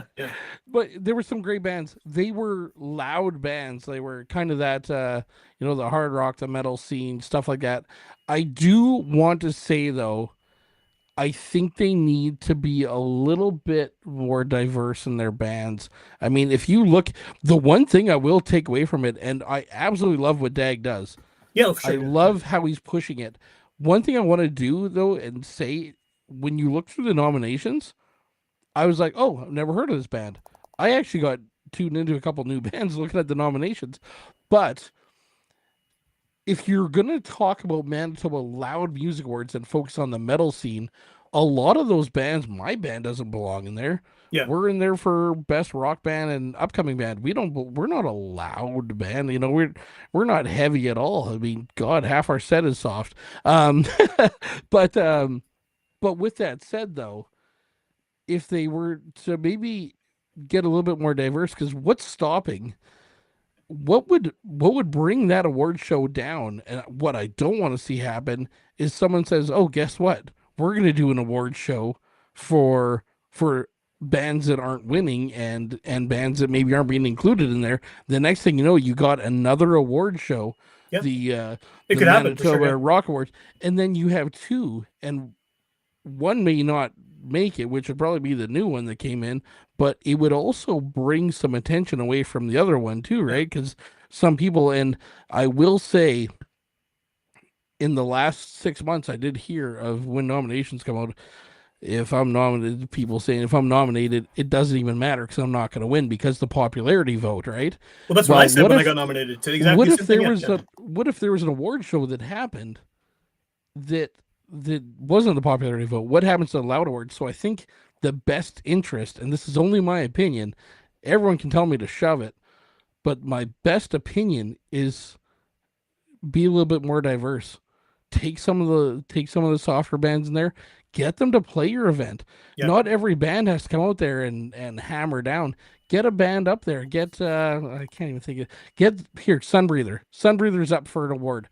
Get Sunbreather up there to play for some of these metal bands that are up for it. Get Sunbreather up there to play. Sunbreather is a phenomenal live band. Get them to play. Check and see what's going on there, right? Like let's see how the people who are seeing the normal bands that are up there. I mean, Spectre cleaned up last year, Yeah. and I'm pretty sure they're all up for awards again. That's great. Good on Spectre. You're having a killer year, 2 years, right? They're awesome, but fresh faces in there, right? Well, I and mean, loud is such a nebulous term too, right? I mean, yeah, there's jazz artists who are loud and who are doing things that are discordant and aggressive and heavy, and that I mhm. would rather listen to over any butt rock band, in the world. But like, yeah, but I'm not the one nominating people, so maybe I should start. Yeah. I mean, I don't know. Some I thought of one day that all it would take is another person to come up with an award show, and all Yeah. of a sudden it's going to draw a bit of that crowd from there. But the one thing you did say though, and this is true, the reason that I accepted the nomination again this year, I don't think I'm going to win, but I accepted it is because maybe someone looking through that will see my show and they haven't heard it before and they'll check it out. Just the way that there's some bands, like you said, you haven't heard before, Yeah. and it gives attention to those bands, which is great. I mean, regardless of what kind of music they play or whether I think they're good or not or whatever, the fact that their name's out there is helping. It's helping draw attention Yeah. to people who maybe deserve it. So yeah, it's cool that way. I mean, a couple butt rock. I think just a couple minor things like that, maybe some more diversity in the music. Loud doesn't necessarily have to be a certain term, right? He could really turn that thing into something. I mean, it's at the Met this year, like a great Yeah, venue for it. they've got parts of it, like the way it's organized. They've obviously, Oh yeah, like they know what they're doing. That side fantastic. of things too. I mean, yeah. I would like to see, and I would like to hear some of the bands that that I know that are out there playing shows. I would like for them to say, "Hey, I'm nominated." You know, Yeah. do you think I could win this? Well, a lot of them are just saying it doesn't matter. I accept it, but it doesn't matter because I'm not going to win anyway, and that's fine, right? And that's the mentality I've gone in with too. I've accepted it, but you know, I honestly I accepted it because of people like yourself and everyone who's chiming in, everyone who's watched. I accepted Yeah. it because I didn't want to also stir the pot with anything. Be like, I'm not going to accept it. Meanwhile, they're my sponsor next month. But Well, I um, think that a show like yours maybe has a better chance to win because the way you do this is very you're completely online. I mean, I know I'm online too as a podcast, but because you're doing this live stream thing and you have people commenting directly as it's happening, mine people also mhm, do after the fact, and they don't necessarily comment, unless they see me in person or whatever. You have this kind of ongoing dialogue with your viewers, which helps for something like that. I think that's a benefit for you in terms of name recognition, in terms of people, being able to talk about these things and people hearing it live as it happens. I mean, I think there's mhm, probably like another day or so people can vote. Maybe someone's heard this conversation and decided to vote for you or whoever else or me or whatever because of this yeah, conversation, right? And that's like an advantage I think you have doing this. So I wouldn't be shocked if you did win this. I'd be more shocked if I won this than if you did because of the sort of the format of your show and mhm, the way you have access to all these people live, which I don't have on mine. yeah. I get that. Yeah. There's also the other element of it, and before I completely wrap up on the loud awards, the other element is Winnipeg scene, the music scene is so big here. And I'll tell you, when I went there, you should give your viewers a free shirt or You something. should do that. Yeah, yeah. Sure. Um, Here's a brown one. Um, the other thing, the scene is so big. When I went last year, I thought, oh, I talked to this band, talked to this band, talked to this band. I'm gonna know so many people there. I went there, I knew like 5 people. Yeah, And yeah, they were people that were on my show, and I was like, oh my god, who are all these people? And then I kind of got to know those people, and then the circle got bigger and bigger and bigger, and then I go to a show at Bulldog, and then I'm like, holy shit, who are all these people here? yeah. And I don't know those people. So there's a whole group of people that I don't know. I mean, we had the Castains on the other night Yeah. on here. Thomas interviewed the Castains. I have never talked to a member of the Castains, but I love a Castain show, a live show. I love how Marge comes out from the drums and does her thing on the on the vocals and everything. I saw him at the tap house. She was on the floor, and it was just a cool thing. Phil put his guitar on Dale McIntyre, and I thought it was kind of a cool thing, but just a good show in general. But I never talked to the Castains. Um, but yet last year, Back Alley Beers won it. I didn't even know they had one, right? I didn't know they had a podcast going. Now I do, and now I've seen some stuff of it, right? But it's all good. It's just there's a whole other group in this scene that I didn't know, and this is what makes this show continue and go on. Is I'm continually meeting new Yep. people, and that person leads me to another, to another, to another, and then a great thing at Cosmic Cat last weekend. I mean, I met a couple people. Kevin Adams, I'll throw his name out there. Never talked to him before. Seen him around a bunch. Heard a lot about him. Had an hour chat with him under the shelter there, and he just opened up a whole new world for me. And he probably doesn't even know it, but he Yeah. opened up a whole new world. So it's just super cool to be in this music scene, to be able to go around it, meet new people, hear about new things coming up. And that is a big reason why I wanted to talk to you tonight is you have a whole other perspective that I don't right now. You have much more experience doing things. You've talked to so many more people than I have. I've looked through a list of your guests, and This is ridiculous. I don't know 894 of them, but you have such a huge catalog of people you talk to, and you've set the stage for this.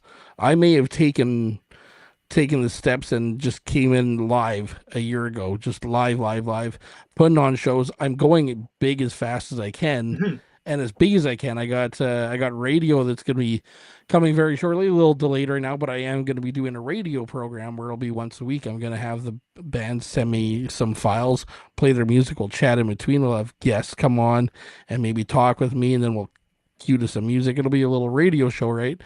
But I'm doing things. I got the concert series coming out. The first one was already announced for October. Yeah. There's another one coming January, which you may appreciate. What I'll let you know when I make that announcement for that. But there's just it's kind of come easy.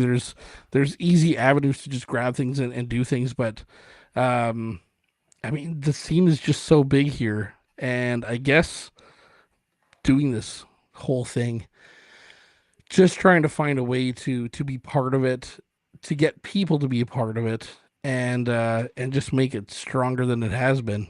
Yeah, yeah. But it's yeah. I think you're right. I think that's the whole point of doing this, right? If you didn't want to do that, you wouldn't be doing the show, and you wouldn't Yeah, be a year into it and keep going. And I wouldn't be 1,000 episodes and keep going. The idea, the whole point is to like I was saying before, archive this stuff and make it available for posterity, but also just to let people know about the cool stuff that's happening in the city, because there's a never-ending supply of it. And there's, like we've been talking about, there's so much competition for people's attention right now. And so, like, if you doing an interview with a band, or me doing an interview with a band, if that helps sort of narrow someone's decision making about who they're going to go see that night, that's awesome. That worked out. I mean, so someone cool who's doing something interesting with their art has got a new fan, which is really the whole point. Which is why it doesn't matter if I become famous doing this show. I'm 1,000 episodes in, I'm not famous. It's not going to happen. I don't care. I'm not the point, right? The point is to put the highlight on the artists, and that's sort of always been the goal. yeah, absolutely. I mean, yeah, awesome. Almost the 2 hour Yeah, mark. this is long. I think my audio version that I release in a few days will be a bit shorter. I'll have to cut it down a bit, but yeah, no, it's been good. It's like I said at the beginning. It's always nice to see other people doing something like this. I mean, our shows are similar enough, but there's so many differences, and there's so many artists, and seeing someone else doing this kind of a show is never ever a negative, right? It's always a positive to see more people jumping on and finding their own way to promote local art, whether it's music or movies or visual art or poetry or writing or whatever. There's so many people doing creative shit in Winnipeg that, like, we should all be doing shows like this, and we'd never run out of interviewees because there's so much happening.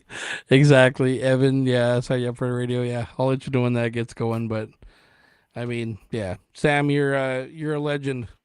I don't know I about can't that. believe you're. I think I'm just stubborn. I think you're- is more. Yeah. I can't believe you're closing it on 1,000. That's so wild. It's ridiculous. I counted the other day. I forget what I was at in the year. I mean, my last question for you. Um, my last question for you, and this is a wild question, and this is where I started. Okay. I started my first episode of this. First episode, September 2nd, was with a artist that I found opened for Social Distortion by the name of Jade Jackson. Her mother went to school with Mike Ness from Social Distortion. I had her on live from Nashville. She didn't come on the screen. She thought it was just an audio thing. So it was just me and a blank screen. And I had her on there from Nashville. My question for you, because I thought I'm going to do something different. I'm going to go outside of Winnipeg. Have you ever thought of getting people on your show with no Winnipeg connection at all? I have occasionally. If there's an opportunity, I don't seek out the opportunities, but if something comes up where I can interview someone who I'm personally a fan of and they have no connection to Winnipeg, I try to find people with a connection for sure to Manitoba. I mean, even if it's an artist from another province, if they have roots here. I mean, I had Biff Naked on a few years ago. She's obviously a Winnipegger who now lives in BC, whatever. I mean, stuff like that makes complete sense. But yeah, every once in a while, if an opportunity comes up where I can interview someone whose music I'm just legitimately a fan of, I will have them on the show. But because I don't seek those out, it doesn't happen very often. Every once in a while, something like that'll happen. But it's pretty rare. I would love to do a show where I did that, but it's already enough work doing this one that, like, I don't think I have so many great ideas for podcasts that are never going to happen because I'm so into this. But yeah, no, I'm not opposed to having non-Manitoban artists on the show, but because I'm not really going out of my way to find them, it's usually if someone is coming and maybe we have a mutual connection, or I know someone who can hook me up with them, and it can just sort of fall into place. Awesome, I'll do that. Or if I'm talking to someone online, and because the way the internet has kind of democratized everything, you can kind of just reach out to your favorite artists, and sometimes they get back to you depending on the context and stuff. Something like that'll work, but it's not something I try to do. Yeah, I did that one, and then John Anderson was September 4th, and then I was set on Winnipeg and thought this just needs to be a Manitoba thing. Yeah. Can't forget about the brand of people, Matt Corey, guys like that. So, yeah, that's kind of where I wanted to wrap it up was, I wanted to go outside Winnipeg and start doing something bigger and just get like crazy guests on. But then I also realized when I had Jade on here, no one knew who she was, and people were Yeah. looking up her picture. Like, Yeah. yeah. Anyway, people had to look her up, and I'm like, well, let's go back to Winnipeg. But the other part about that too, right? There is like you're as a Winnipegger, as someone who is part of the Winnipeg music scene, you're kind of the expert on the subject matter of a local artist. Whereas someone from outside, I mean, you can hear them talking about Nashville or LA or Toronto or whatever, but like. Yeah. You don't have a frame of reference for that. I mean, I can talk to someone about the first show they went to at the Albert as a teenager, and I had that same experience, and that connection is something you're not going to get with someone from New York or something, right? They might have been way more successful, but they're also being interviewed by 17,000 other people who have higher profiles as an international podcast or radio show or TV show or whatever. That it's almost like the point is to focus on the little guy who's doing it in the backyard. Yeah, for sure. So just a huge thanks to you coming on here tonight. Yeah, thanks to one of my favorite things about this show, and we crossed the 2-hour mark. One of my favorite things about this is that chat box. That thing lights up, and thank you, Ronnie. I mean, Sid, you were in there. Sorry if I didn't acknowledge you there. Said Evan, like multiple Evans. I mean, multiple Evans. Evan Square here, like. Just so many great things, and we covered some great topics tonight. It's good to hear other people's opinions. It's like having a bunch of people on the show, but just having them comment a little bit. But yeah, and just a huge thanks to everyone who commented tonight and everyone who watched, and just everyone who's had these two shows going. I mean, we did the cross pod here. This is super cool. Yeah, it's fun. I'm so glad we got to do this, and I know we talked a bit about doing it. So cool to have. Just a big thanks to everyone again, just for thanks for keeping these two shows going. I mean, yeah, if it's not for all the bands out there and the people making things go around, we probably. You probably wouldn't have got to your 1,000. That still blows my mind. Well, and the other thing I wouldn't have got to my 30 or wherever I'm at now. Well, you wouldn't have got to the year mark, right? Yeah. And the other thing I wanted to say too about this is that, like, yes, we have these two shows that have done however many episodes, respectively. But there's also like so many more people doing stuff like this in Winnipeg on different topics, and I think that like all of those people need to be highlighted. So if you find someone doing a YouTube show or a live stream or a podcast, like, please promote them. Please tell other people that they're doing it. And I mean, if you want recommendations of local podcasts, like, someone hit me up. I'll send you links to all the local people who come out to our meetups, and then, maybe their subject matter is something that's more interesting to you than what I do. And I just think that, like, everyone can do this. Everyone should do this. You can do it with a cell phone. You don't even need any fancy equipment. You don't need video cameras. You don't need a microphone. You don't need an external recorder. You can hit record on your cell phone and record something and try it and put it out there and see how people respond. And then if you decide to get more into it, maybe invest in some equipment or whatever. But I really think that everyone should be encouraged to do something creative like this, because there's no reason not to. Like, you can just do it with what you have in your pocket right now. So, like, please start a podcast.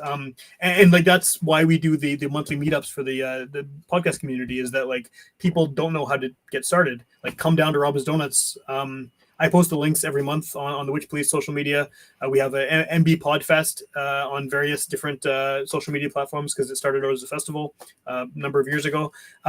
Like, message us. There's people doing all different kinds of shows. Each one of us uses totally different equipment, different software, different microphones. Like, none of us use the same stuff. And it's just like really, really good for bouncing ideas off each other and stuff. And like, everyone is super nice and super helpful. And hopefully we'll see you out at some of these, and anyone else who, and you don't have to even have a podcast. Like, the whole point of this is just to encourage people to do stuff like this. So if someone is listening to this and maybe they've thought about, hey, I've thought about maybe doing a podcast, come down to one of our meetups and we can answer every question you have to the best of our various abilities on, like, just how to do that, So yeah, like, I'm glad you're doing this. I'm glad other people are doing it. We should have more of it. For sure. When's the next one? Do you know the date? No, not yet. We usually do the last, typically it's like the last or second last Sunday of the month. And we meet at Robin's Donuts downtown, but it'll be posted on MB Podfest, various social media platforms. I posted on all the Witchpolice stuff, and it's good. I mean, there's some really interesting shows happening here that are definitely under a lot of people's radars, and not just about music. I mean, like, very, very different topics. Awesome. All right, Sam. Get to bed. Yeah, I gotta work in the morning. Yeah, for sure.